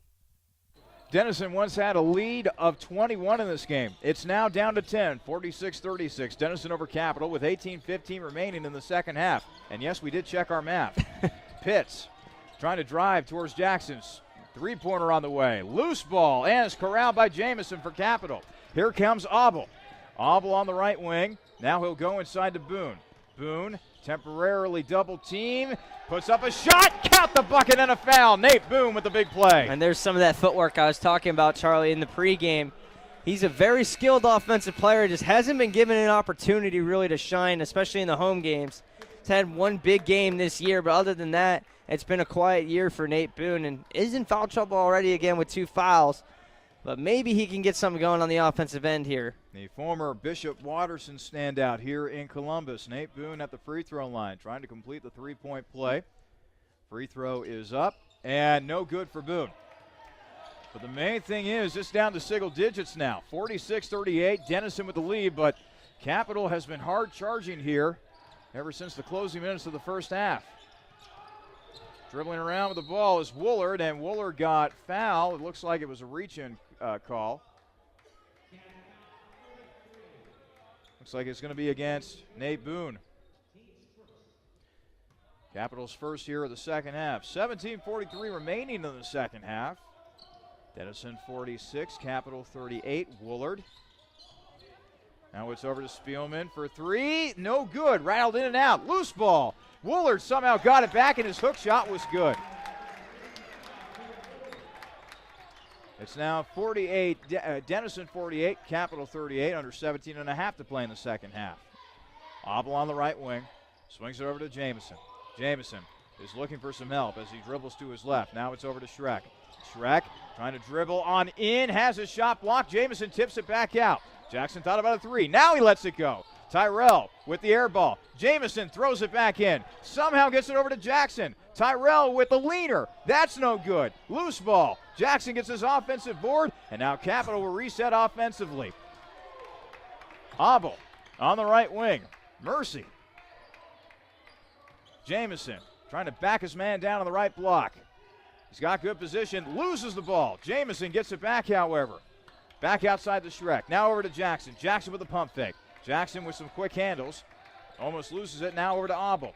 5 on the shot clock. Abel dribbling around. Abel's got to go. Now gets it over to Tyrell, who lets loose a three. It's off the rim, but Denison with the defensive board, It's quickly fed ahead to Muir, who scores on the other side. Yeah, Abel had to shoot there, Charlie. I agree with you. Didn't really give Jackson any chance to make that shot. He shot a fading away 25-footer, somehow hit the rim. And now a foul is called against Muir. It's a miracle that he was actually able to get rim period on a tough shot. It probably would have been better if he missed the rim too. It would have stopped the possession when he got in the layup on the other end. A couple of substitutions now for Denison. Coming in is Maxwell Civic. And it looks like Johnny Vernasco. Claude Chardonnay checking back in as well. Chardonnay, Vernasco. Oh, man, this Denison team has great names. Inbound goes to Tyrell Jackson. Jackson on the left wing. Over to Abel. Swung over to Schreck. Schreck thought about going to Boone, but Boone is heavily defended in the post. Abel now driving. Step back jumper. It's good for Dan Abel. Tough shot. A lot of contact there, too. Again, the refs have been letting that go. And missed shot for Denison. Jackson with the rebound off the miss by Muir. Jackson running the floor. Jackson over to Abel. Abel now over to Jamison. Back to Abel.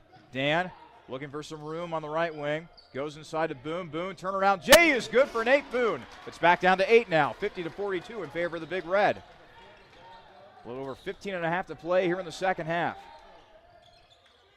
Bernasco over to Muir. Muir dribbling around. Double team. Fights out of a double team. Bernasco misses the layup, and Jamison with the rebound for Capital. Schreck now across half court. Schreck thought about driving, but decides otherwise. Jackson got pushed. Foul's going to be called against Maxwell Civic, a junior out of Broadview Heights, Ohio. And now G. Ohio will check in for Capital for Nate Boone, who had some good minutes there in that stretch. And now coming in for the Big Red will be Matt Doyle. Also checking in for Capital will be Jane O'Neill. And Coach Winter's going right to Boone, talking a little bit about his offensive game right now. 4 points, made 2 buckets for him in that little 5-minute stretch. Good minutes, like you said, Charlie. G. Ohio. Now it's over to Jackson. Jumper no good for Tyrell. Jamison somehow saves it, but it's to a Denison player. But then Schreck steals it away. Now it's fed ahead to Jackson. Jackson dribbling around, and now he pulls it back out. G thought about a 3, but instead passes off to O'Neill. Jackson now back with the ball. 17 on the shot clock. Schreck on the left wing. Austin dribbling to his left. Now it's over to G on the right wing. They go inside to Jackson. Jackson, long jumper. Tyrell is feeling it, baby. He knocks it down. It's now down to 6. 50-44 in favor of Denison. 14 and a half to play in regulation. Woolard trying to get rid of the ball, but he is being defensively harassed by Jamison. They go back inside to Woolard. Woolard going against Jackson. Woolard, turnaround Jay is good for the senior from Newark, Ohio. Yeah, and he comes off the bench, but he's no slouch either, Charlie. He's their third leading scorer, a very key part of this team. Schreck on the left wing. Now over to O'Neill. O'Neill over to G. G back to O'Neill on the left wing. 13:55 remaining in the second half. G almost losing it. Getting it back, however. Yeah, that was a clean pass. It got tipped on its way to Yahaya. If he gets that, it's an easy layup. 4 on the shot clock. O'Neill to G. G will let loose a 3. No good, and the rebound is taken by Denison's Doyle. Doyle now over to Bauer. Now they go inside to Woolard, who's had quite the hot hand for Denison here in the last few minutes. Woolard losing the ball, gets it back, trips, and now a traveling violation is going to be called against Woolard. Yeah, he tripped over Schreck, who was laying on the ground, but there was no attempt by Schreck to trip Woolard. He was just laying there, and that's why you see it called as a travel as opposed to a trip. You know, if Schreck maybe swings his leg or something, tries to tangle him up, he's going to get called for a foul, but he's entitled to lay on the ground. He tripped himself, so it kind of just works out for Capital. Sheldon Freeman in for Denison now. The Big Red leading the Crusaders 52-44. 13:18 remaining in regulation. They go inside. Boone, power dribble. Reverse layup is good for Nate Boone. The lead for Denison is down to 6. 52-46, 13:05 left to play in regulation. Freeman will pass it inside, and Bernasco got fouled by Yahaya. The first foul of the second half on Capital. Already 3 for Denison. And Spielman will now check back in for Denison, taking the place of Bernasco out there on the floor. It may not come as a surprise, but Nate Boone leads the team in field goal percentage. He's been incredibly efficient every game this season. And again, in this one, he's 3 for 5. Doyle twisting, turning in the lane, finally gets it back out to Chardonnay. Chardonnay now inside. Spielman has his shot blocked. Spielman has his shot blocked once again. Denison is livid. They want a foul. Meanwhile, Abel scores on the other end with a driving layup. Denison 52, Capital 48. 4-point game. Can you believe it? Civic. Now they go inside to Spielman. Spielman got body checked by Boone, and now Boone is going to be called for a foul. So blocking foul called on Boone, only the second foul of the first half against Capital, who now only trails Denison 52-48. Capital outscoring Denison in the second half 16-8, excuse me. Now the inbounds pass from Chardonnay. It's swatted away by G, out of bounds. So Denison will have to do it again. That's a 38-17 run now since the 6:28 mark of the first half. So about 14 minutes or so, they've erased 19 points. How about that? Civic now passing over to Chardonnay. Chardonnay now over to Doyle. Back in the hands of Civic. Now they go inside to Spielman. Spielman being guarded by Jamison. Spielman trapped on the baseline, has to get it back out. 13 on the shot clock. It's poked away, but Denison is able to regain the loose ball. 9 on the shot clock. Now it's over to Chardonnay. Now Freeman on the inside, being guarded by G. Freeman with 3 on the shot clock. Freeman driving. Freeman, wild shot, and a blocking foul is going to be called against Jamison. Coach Goodwin is calling for a double dribble against Freeman, but that's not how our referee saw it on the floor. So now Freeman will head to the free throw line to shoot a pair of free throws. Freeman just 1 for 2 on the year from the free throw line. Not a whole lot of sample there to draw off of. So Freeman now at the foul line. He is a left-handed shooter.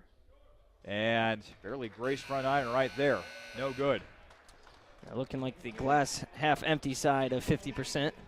And now looks as though the entire starting lineup for Denison back out there. Bauer, Muir, Collier. I'm sure Pitts is going to be out there pretty soon, along with the likes of Spielman as well.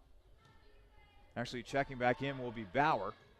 And the free throw, hey, sometimes the bank is open after 8 o'clock. Didn't sound like a good sound off the backboard either. But in any case. Counts as the same as a swish. Yes. But in any case, Capital has found a way to battle their way back into this game. Trailing Denison 53-48, 11:50 left to play in the second half. Gadayu Yahaya passing it over to Joey Weingartner on the left wing. Weingartner. He got kicked, I think. Yep, that pass got kicked by Denison's Castagnetti. Either that or the ball just didn't have any air in it because went for a bounce pass and it didn't bounce back up. So now Jackson will inbound it from the baseline. He'll get into the Jamison. Jamison to Abel. Abel with 11 on the shot clock. Dan Steele with the ball on the left wing. He'll let loose a 3. And Dan will knock it down from deep range. Down by 2, 53-51. Capital almost coming all the way back. Loose ball. Spielman losing it, and Jackson forces the turnover. Oh, we got numbers too. Jackson across midcourt. Looking to go up court. Now he'll slow his roll a little bit and now go back out to Abel. Jackson thought about going inside the Jamison. Now it's over to G. G over to Weingartner. Now over to Abel. 13 on the shot clock. Jamison. Top of the arc. Now over to Tyrell. Tyrell over to Weingartner for 3. And it's good for Joey. After being down by as much as 21 points, Capital has retaken the lead, 54-53. Denison taking a timeout. Wow, what a turn of events here at the Capitol Center. The top 20 team as well. This isn't any slouch of a team with Denison. And guess we're just a second half team this year. I guess so. Let's take a timeout. 10:51 remain in the second half. Capital 54, Denison 53. This is your home for Crusaders men's basketball, the Capital Sports Network. Jimmy John's world's greatest gourmet sandwiches. Ed speaking. Yes, I need a sandwich delivery right away. What kind of sandwich? I don't care. Just get it to 215 Elm Street right now. I'm on my way. Jimmy John's. Thanks for getting here so fast. You're welcome, sir. Here's your sandwich. By the way, did you know your house is on fire? That's why I called Jimmy John's. Fire makes you hungry? No, I knew you'd get here fast. Grab a bucket. We're going to need more than 2 guys, sir. You're right. What'll we do? Leave it to me, sir. Hello, boss. Send everyone you got to 215 Elm. Doesn't matter what kind of sandwich, sir. I'll explain later. Thank you, sir. Jimmy John's. Come in. Sir, did you know your house is on fire? Yes, I did. Grab a bucket. Jimmy John's. Come in. Sir, did you know your house is on fire? Yes, I did. Grab a bucket. Jimmy John's. Come in. Sir, did you know? Yes, I did. Grab a bucket. Jimmy John's. Come in. Sir, did you? Yes, I did. Grab a bucket. Fire department. Come in. Sir, did you know It's okay, Captain. We got it handled. Care for a sandwich? Thanks, but tell me something. Shoot. Why didn't you call the fire department first? I did. 10:51 remaining in the second half. How about this? Capital was down by as much as 21 in the first half to Denison, but because of a very impressive stretch going back to the later stages of the first half, Capital now has a 54 53 lead over the Big Red. 10:42 remaining in the second half. Against a top 25 team, 16th ranked Big Red team, I might add. Three-pointer on the way. That's no good for Denison. Out of bounds, and they will give it to Capital. So, Jimmy, what are the numbers for this current run up to now? Oh, I mean, I haven't even been keeping up with the math, to be honest with you. But, again, dating back to the last 6:28, it was 22-11, and then another 22-9 in this half. So it looks like 44-20 run in about the last 16 minutes or so. They have outscored Denison 22-9 in the second half alone. That, my friend, is a run. 11 on the shot clock. Abel over to Jackson. Tyrell will let it fly. Bullseye, baby. Now they can't miss. Tyrell Jackson now with 18 points in this ball game. How about that? Driving and perhaps being bailed out by a foul call, but the foul will go against Capital as Muir lost his footing there. That's Weingartner's third. Might be his fourth, actually. The player board says 3, but our statistics have it as 4, and he is coming off the floor. And now it is updated to 4 fouls. Yep, and coming in for him is Schreck, Austin Schreck. They look very similar. Yes, they do. Muir guarded by Abel. Now they go inside to their best player, Spielman. Spielman has the ball stripped, and G comes away with it for Capital. Abel now across midcourt. Dan is at the top of the arc, passes off to G. G over to Abel. Abel double teams in a moment. Turnaround J, that's no good for Dan. And the ball is corralled by Denison in the form of Matthew Bauer. And almost losing it out of bounds was Castagnetti. Now a wild shot, loose ball. Spielman gets it back, and he got fouled by Jamison. Good foul by Jamison. If I was to ask you, Charlie, when the last time Denison made a shot, what would your best guess be on that? Oh, boy. It's been a while. It's been 5 minutes now. Really? 14-15 was the last field goal made. They've added a couple of free throws here and there, but they haven't made a shot in 5 minutes. Denison shooting 43%, now make it 42% from the field. Capital, meanwhile, shooting 50% from the field. And they're up to 7 threes now. At half, they were 4 for 12, remember, so they're 3 for the last 7 now from outside, starting to heat up. And how about this? Spielman missed his first free throw of the season. Had been a perfect 2 of 2 in the first half, but he had not missed a free throw coming into play tonight. And he misses a second one. Rebound taken by Castagnetti, however, and Denison keeps it going. Castagnetti for 3, and he promptly knocks it down. He has been awesome off the bench for them, 10 points now. And it's not like Spielman had taken like 8 free throws, Charlie. He was 41 for 41, and with the 2 today, 43 for 43 before missing those 2, and then they get a three-pointer out of it anyway. Well, it has to come to an end at some point. Jackson, meanwhile, being double-teamed, bounces it over to G. 11 on the shot clock. Abel on the left wing. Dan Abel over to Schreck. 6 on the shot clock. Tyrell for 3, and Tyrell, he is feeling it at the Cap Center. That was so deep, and he just went right into that shot. Castagnetti driving, and layup no good. Rebound taken by Schreck. Fed ahead to Abel. Abel will now drive and miss. And, boy, that was a wild shot by Dan as it will go out of bounds and stay with Capital. And Coach wants a call on the foul, and I think he has a pretty good case. Abel got hit pretty hard there.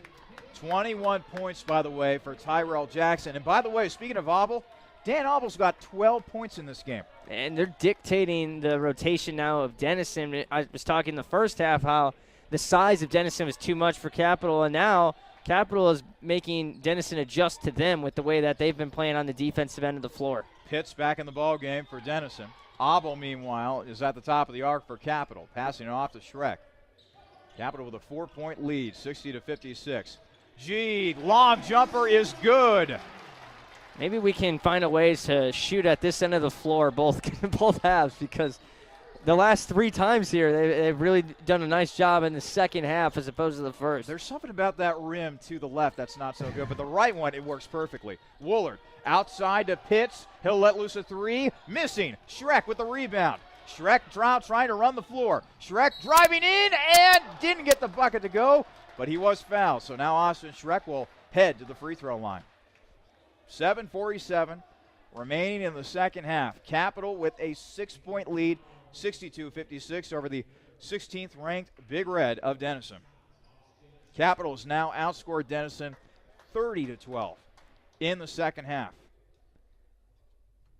Schreck's first free throw is good. Coming in for Denison will be Vernasco. He's a junior out of Libertyville, Illinois. Yeah, near my neck of the woods there. It's where Steve Novak went to high school, actually. Was it really? Yeah, discount double check. Free throw is good. Capital 64. Denison 56. It's an 8-point lead for Capital after the two made free throws by Schreck. Muir being heavily guarded by Abel. Now they go back outside for three. That is no good. Loose ball. Rebound taken by Chardonnay. Oh, wow. Chardonnay might have gotten away with a travel right there.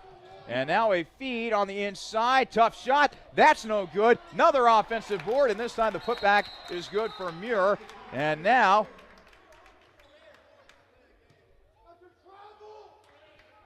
a stoppage in time there as play was stopped dead. And now Schreck will be inbounding the ball. And it looks like a timeout will be taken by Denison.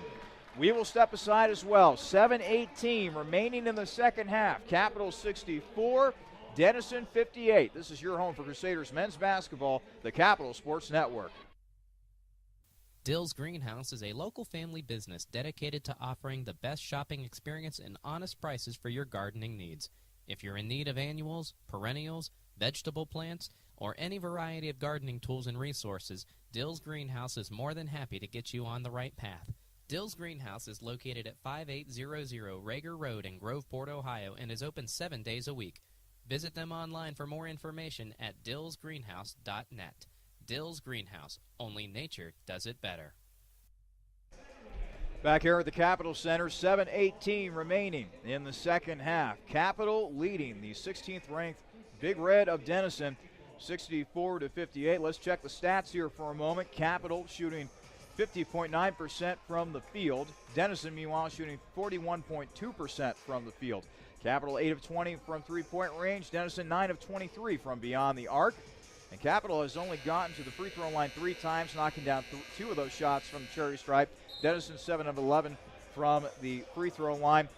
Tyrell Jackson, well, Jimmy, if this isn't his career high, he's probably knocking on the door, I would imagine. 21 points.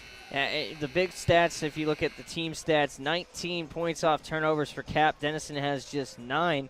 But on the other side, second chance points, Denison has 21 to Capital's 8. So we talked about that as a key at the beginning of our broadcast. Denison has not gotten a whole lot of second opportunities here in the second half as opposed to the first, which has been a big difference.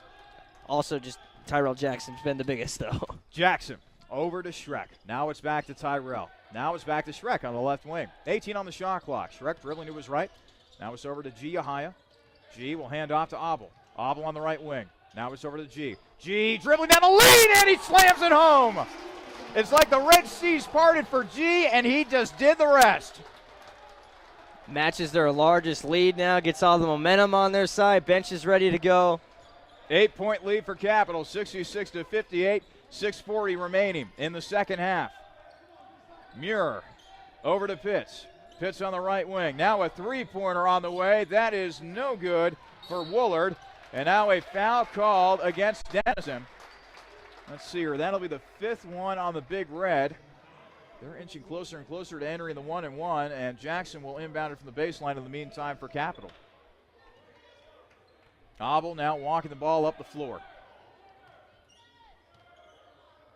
Abel across the timeline. Top of the arc, now over to Jackson on the right wing. Tyrell will bounce on over to G. Now it's over to Schreck on the left wing. Schreck with 15 on the shot clock. Jackson will let it loose from 3. Bullseye, baby! Capital 69. Denison 58. 24 points for Tyrell Jackson. His 4th three-pointer of the night. Swing around. Pitts on the right wing. Now a three-pointer on the way for Muir. Muir misses it. That was an air ball. Out of bounds. It's Capital ball. They're doing some research on Jackson right now. The 24 is certainly a season high, as well as the 4 threes for him. 10 for 16 from the floor as well. Unbelievable night he's having.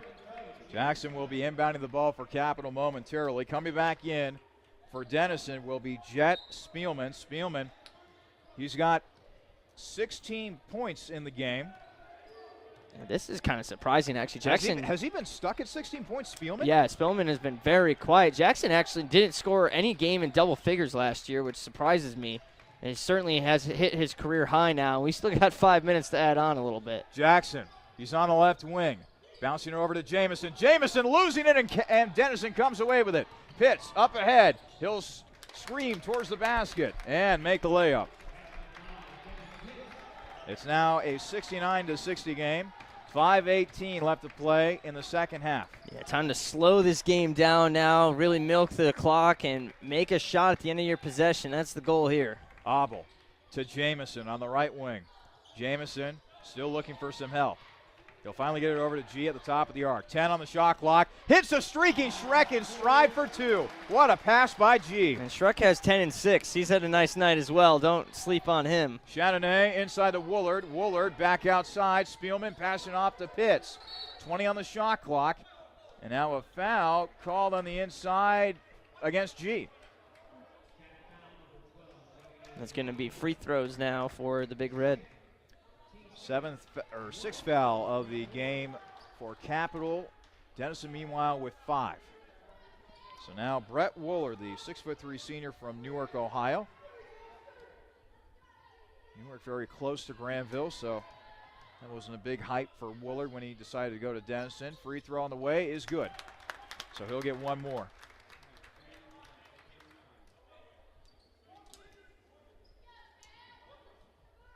Woolard, the redhead, with the ball in hand at the foul line. Right-handed shooter.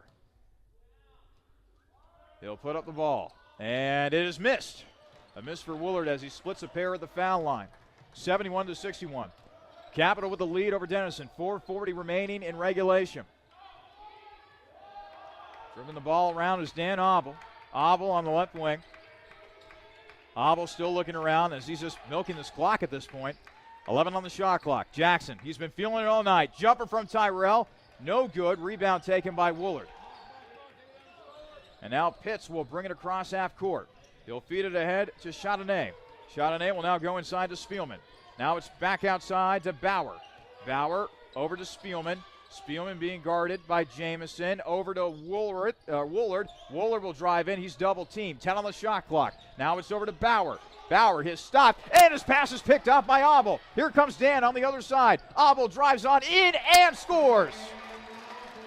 I like the aggressiveness there from Abel. He could have just pulled back and dribbled it out, but he saw 2 points and really just blew right by Pitts. Pitts, I don't think, was expecting him to come at him like that. He just went right by him. Let's take another timeout. 3:51 remaining in the second half. Capital 73, Denison 61. This is your home for Crusaders men's basketball, the Capital Sports Network.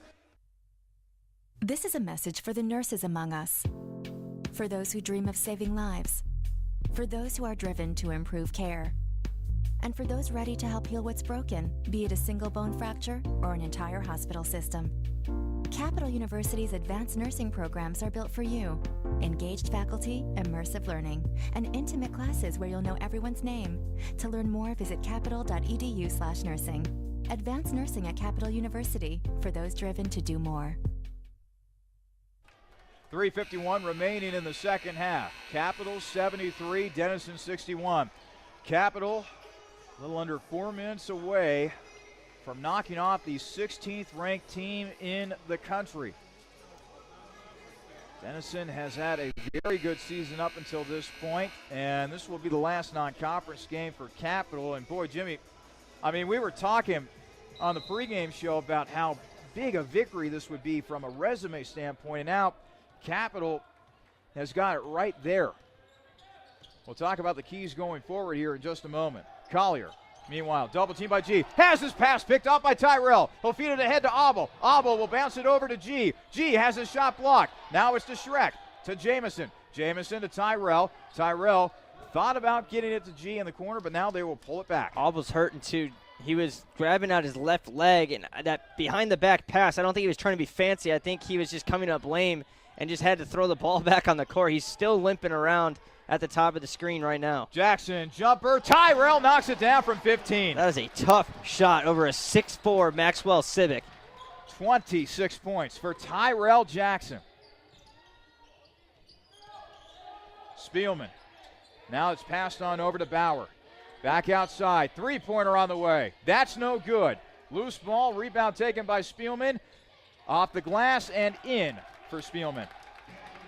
And that might be his first bucket of the second half, I think. Look at Abel as he's dribbling up the court. He's kind of galloping on his left ankle. Yeah, kind of has a little hop to it. Schreck now over to G. G will feed it on over to Tyrell. 2.5 to play in regulation. Capital 75, Denison 63. Schreck to Jackson on the left wing.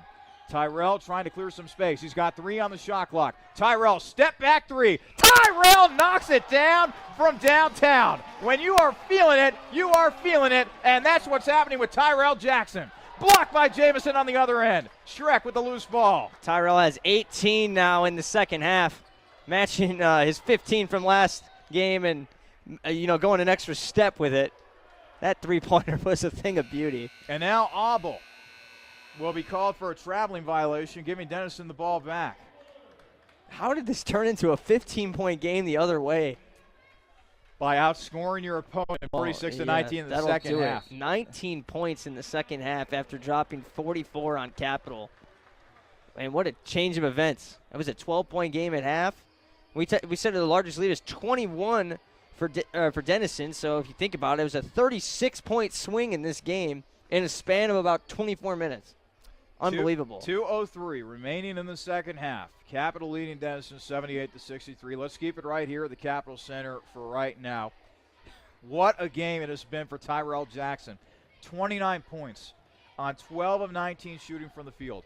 He is 5 of 9 from three-point range. Because of Capital shooting the ball so well from three-point range tonight, Jimmy, Capital has raised its shooting from downtown to 45.5% in this game.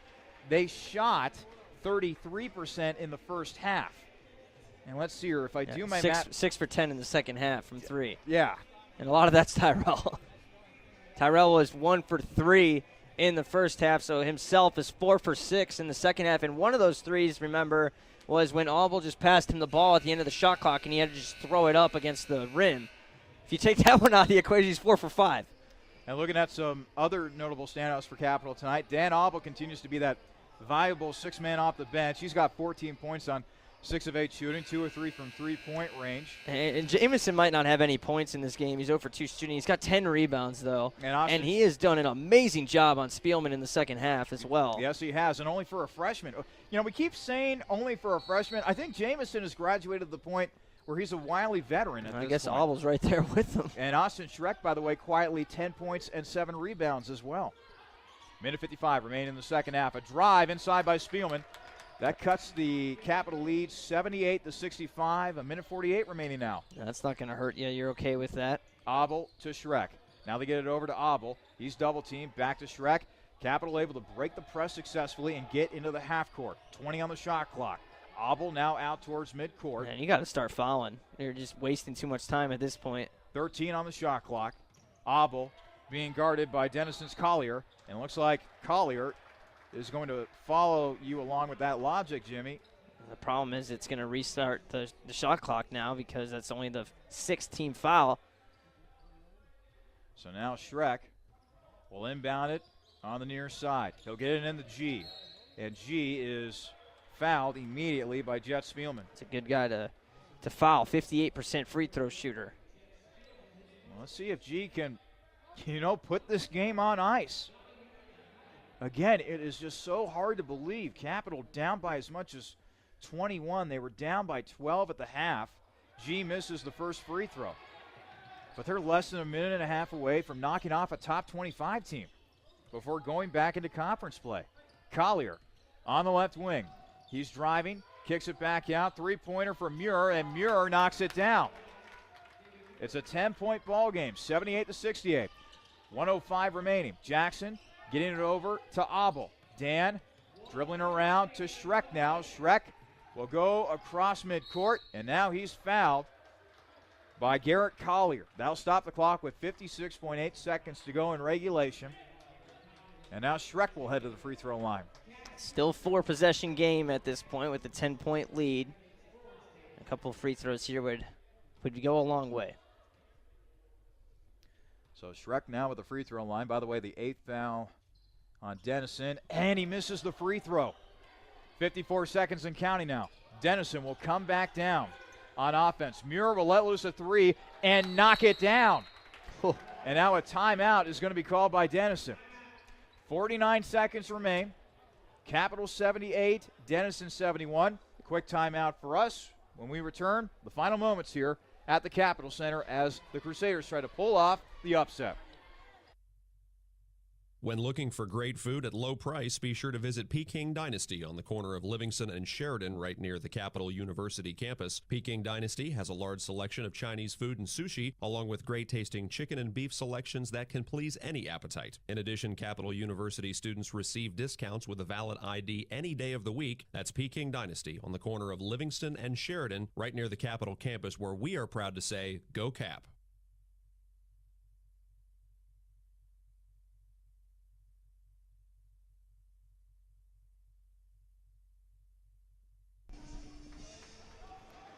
49 seconds remain in regulation. Capital leading 16th ranked Denison 78-71 here at the Capitol Center. Let's reset for you here in terms of fouls, possessions. The possession arrow is with Capital at this moment in time. 8 fouls on Denison, 7 fouls on Capital. So both teams are shooting within the 1-and-1 here in the closing moments here at the Cap Center. We were just saying, Charlie, I mean, they've got to start knocking down some free throws, obviously. At this point, they're 2 for 5 from the free throw line.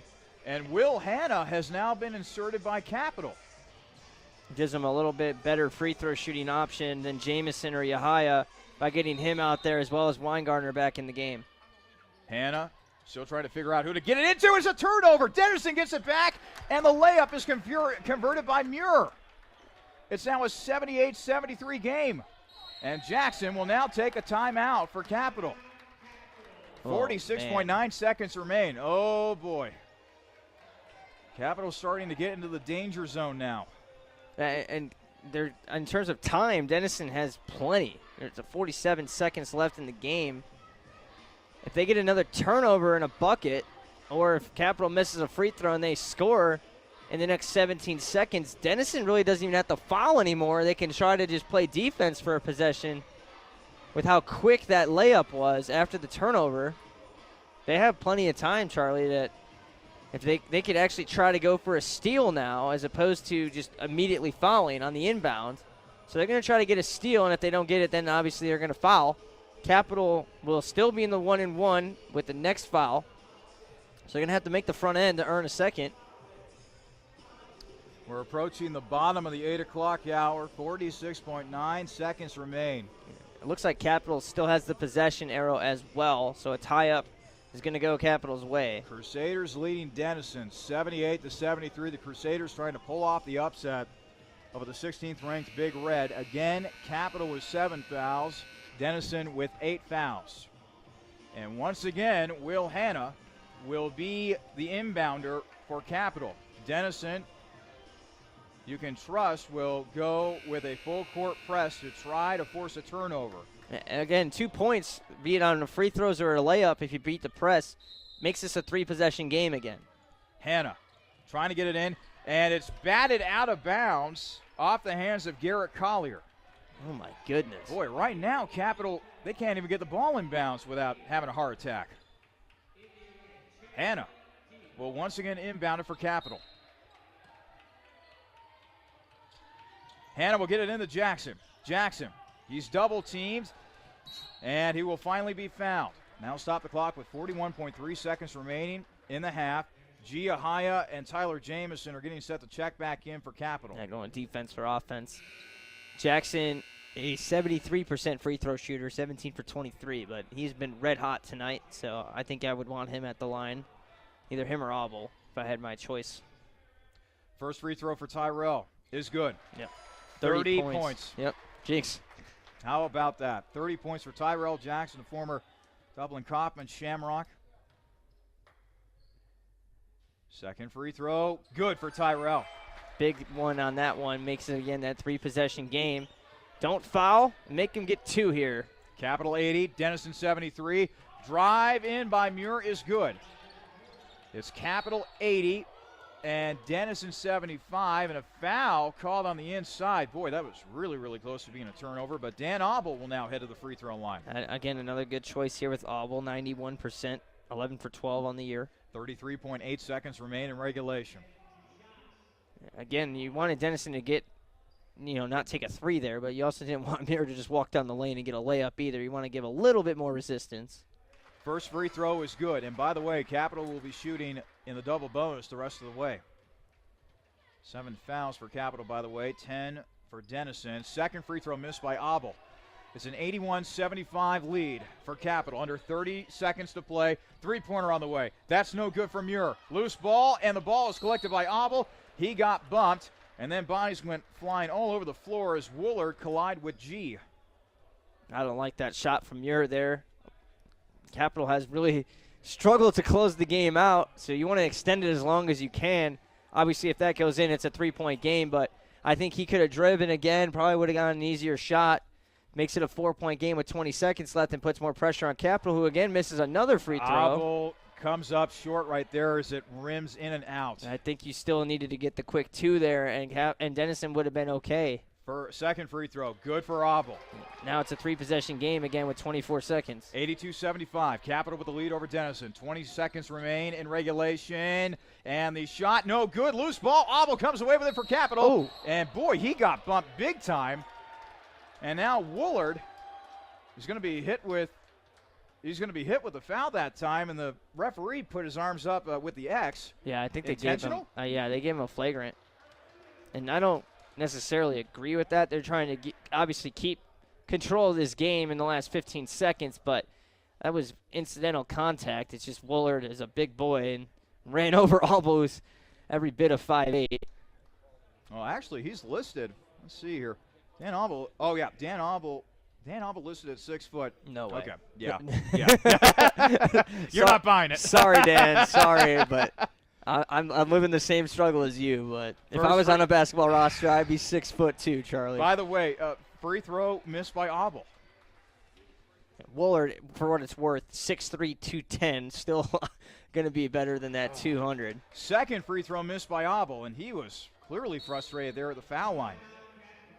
So now a timeout taken by Capital. Okay, let's reset once again. We got 14.9 seconds remaining on the clock. Capital with an 82-75 lead over Denison. The rest of the way, Capital will be shooting in the double bonus. And Capital, meanwhile, with 7 fouls on their end. And, oh, by the way, Capital still has the possession arrow in their favor as well. So, Jimmy, walk me through these last couple seconds for both teams. Well, it's gotten a lot more simple now for Capital. Again, if Denison gets the quick two and doesn't intentionally foul there, they would have the ball right now, and they'd be down by 5. So, I mean, they would be in okay shape. Unfortunately, now they're down 7. That's a magic number at this point because there's 15 seconds left. And 3 possessions, they need to score a 3 pretty much every 5 seconds, and Capital would have to miss virtually every free throw or turn the ball over. So at this point, just get the ball in, let them foul, whoever. It doesn't even matter at this point, even if it's maybe a Will Hanna who's probably going to be inbounding the basketball anyway. But just let them foul whoever gets the ball. Don't try to be cute and pass the ball around. Get to the free throw line. You got 2 shots. Even if you split a pair, it's a win. Even if you miss both of them, really, it's a win. Just don't turn the basketball over here and just play time. 15 seconds left. 14.9 seconds remain. Capital with an 82-75 lead over 16th-ranked Denison. Looking to close the Big Red out right here.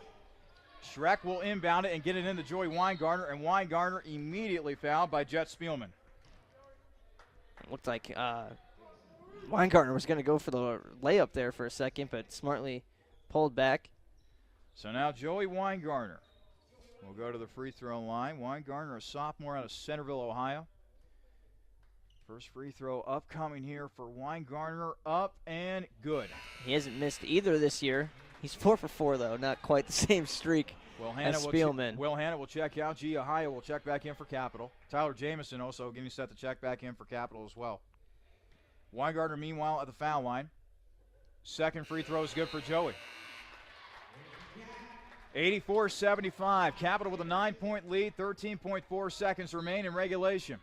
The Big Red will get the ball in. Muir will finally pick the ball up after letting it roll for a while. 9 seconds remain. Muir on the right wing. Boy, he's taking a lot of time. Spielman has his pocket picked. Jackson with the steal. And Jackson will pull it back out. That is how the game will end. Capital down by as much as 21. Proves to be a second-half team once again as they upset the 16th ranked Denison Big Red by a final of 84-75. When we come back, we'll have the Peking Dynasty postgame show for you, taking a look at scores around the Ohio Athletic Conference, and we'll talk with Capital head coach Damon Goodwin, among other things. Again, it's Capital 84, Denison 75 here at the Capital Center. This is your home for Crusaders men's basketball, the Capital Sports Network.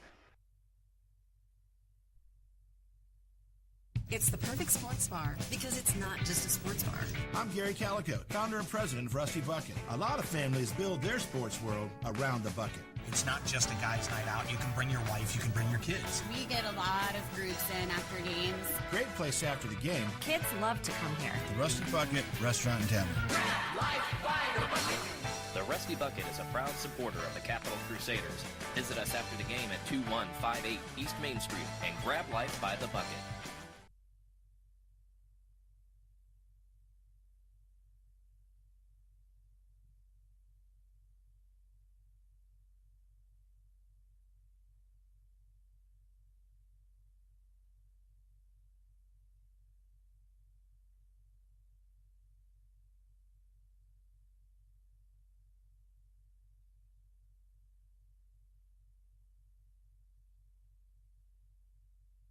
Just as fresh as its pizza, Donato's is fresh off of its 50th anniversary and still serving the Columbus area with pride. Now introducing online ordering, Donato's Pizza is ready for your order at any time from anywhere. Donato's also features a gluten-free menu and will even cater your next big event. Donato's Pizza in Bexley is located at 2800 East Main Street and is available by phone at 614-235-4477. Donato's Pizza, proud supporter of Capital Crusader Athletics. Hello, everyone. Welcome into the Peking Dynasty postgame show. Big upset in Bexley tonight as the Crusaders are able to take down the 16th-ranked Denison Big Red here at the Capital Center by a final of 84-75. Before we get into the final stats, before we get into other scores around the OAC, Jimmy, I mean, wow. Could not have expected this after how much Capital was down by in the first half. Yeah, it was the slowest of slow starts, starting 1 for 11 from the field, and then the 3 turnovers pushed it. I think it was a 16-2 run to start the game for Denison, and this season is going to be a roller coaster. The last few games have been a roller coaster. It looked like, you know, the bottom of the ceiling had fallen in on them in the Otterbein game, and they come back and have a huge final 12 minutes. And then tonight, Tyrell Jackson just comes out on fire, 31 points. Auble chips in with 16 as well. We'll get to the full stats like Charlie just said, but those two really leading the way, and Dan Auble has been just a perfect fill-in for Kurt Geisel. You couldn't ask for a better fill-in, and I just don't know what to say about Jackson's shooting today. He was just red hot, and we know Tyrell has that kind of potential, and we had not seen it yet, but this season he is really taking another level in his game, and it looks like Tyrell's going to come up here and talk to you too, Charlie. Coach Goodwin also heading up here as well. Our postgame coach interview brought to you by the Capital ROTC. Again, big win for Capital.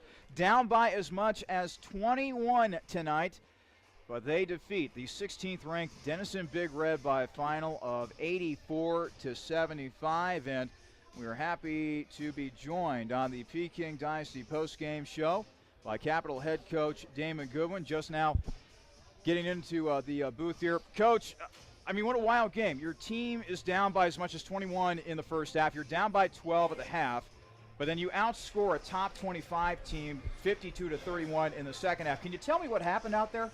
Well, we had a come-to-Jesus talk at halftime, and we came out with a little fire in our bellies and turned into a second half was quite different than the first, but we need to learn from it. We can't continue. This is the third game in a row. We haven't been very sharp at the beginning of the game, so we need to do something at the beginning to make sure our guys are ready. But I was really happy but we didn't hang our heads when we came out and fought. Tyrell Jackson, 31 points on 12 of 19 shooting, 5 of 9 from the three-point range. Was that his best shooting night tonight? It was. I think that was Tyrell's best game. We were going to him late. You know, he's the only senior we have on the floor, and he has to accept that responsibility. And, you know, he came through tonight, and it was a big win for us. It really was. One big thing that really stood out to me in that second half, Coach, Jet Spielman, one of the best scorers in the NCAC. He had 16 points at the half, only scored 4 points the rest of the way. What was the difference defensively in that second half? Well, we got a kid named Tyler Jamison that's pretty darn good. He's a freshman. He didn't score tonight, but he was great for us. He had 10 rebounds. He had 4 blocks, and I think he did a pretty good job of making it tough on him to score.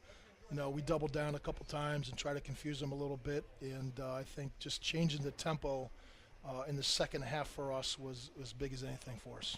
So what does this mean for your team going forward? I mean, obviously you're going to be going back into OAC play this weekend, going up against the Yellow Jackets of Baldwin-Wallace, but to get a win like this against a ranked opponent, that has to be pretty big, Coach. Oh, it is. You know, we won in Ohio West, and I think they were in top 10. We won tonight, and these guys were top 15 or 20 or whatever they are, and you know, it just proves that if we come out with a focus and play the way that we can compete with the good teams. You know, we've had a couple halves that we haven't played like that, and that's our challenge right now. The next 2 days, getting ready for BW, who's very good, and I think if they're not ranked, they're right there knocking on that door, and we're going to have to go play 40 minutes. All right, Coach. Well, thanks Thank so you. much for giving us Thank an you. entertaining ball game. Hey, Coach Damon Goodwin joining us here on the Peking Dynasty postgame show.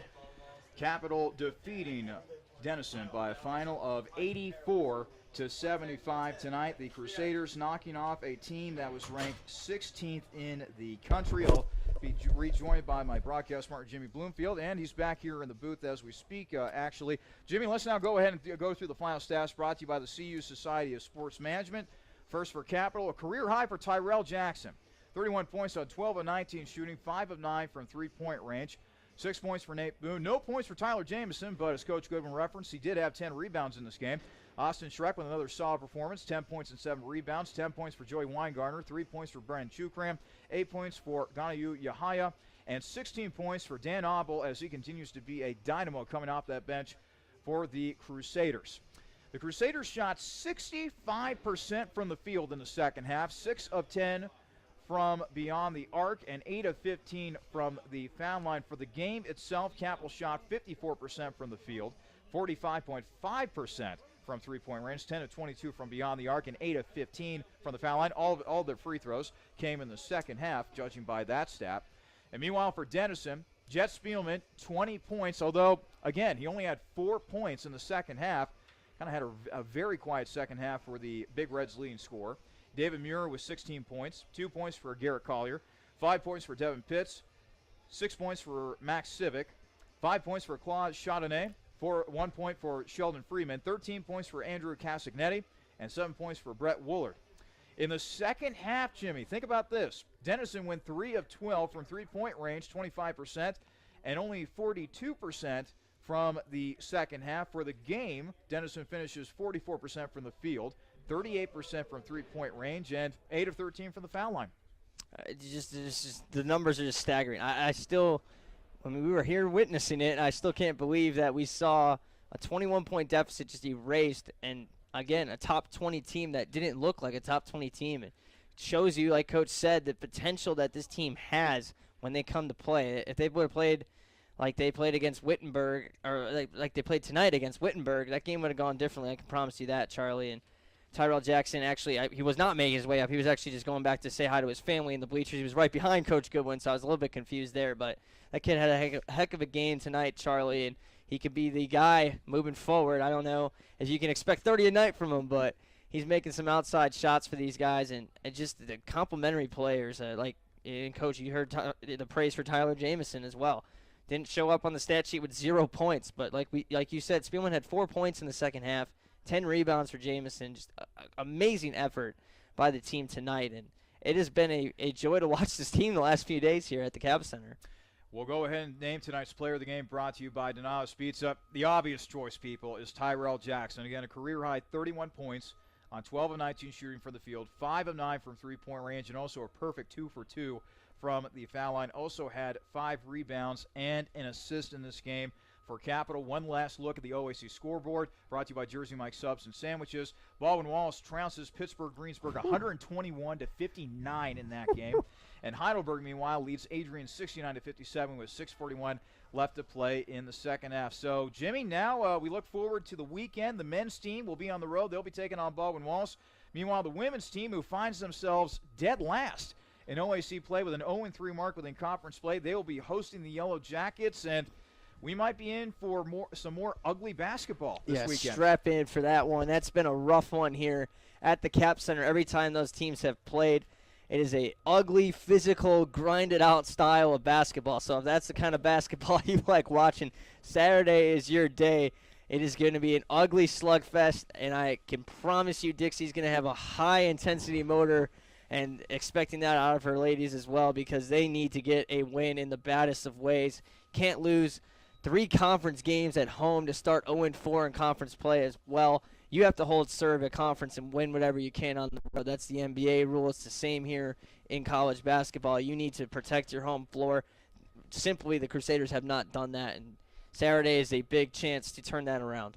We'll be on the air starting with the Jimmy John's pregame show at 2:30. Our tip-off time from the Capitol Center for that one is scheduled for 3 o'clock, which will be the same tip-off time for the men's team when they take on the Yellow Jackets over at Baldwin-Wallace. Well, Jimmy, fun game tonight, and I guess I'll see you this weekend. Yeah, it's been a roller coaster, and we've got a lot of basketball coming up. Remember, we have the quick one on Monday as well against, I believe it's against Carnegie Mellon for the women, so we'll see them twice in 3 days as well. So stay with us this weekend. It's going to be a fun one, and a fun game, like you said, Charlie. For my broadcast partner, Jimmy Bloomfield, this is Charlie Danis saying one final time. The final score tonight from the Capitol Center, Capital triumphs over 16th-ranked Denison, 84-75. We will see you on Saturday when the women's team takes on Baldwin-Wallace. Good night.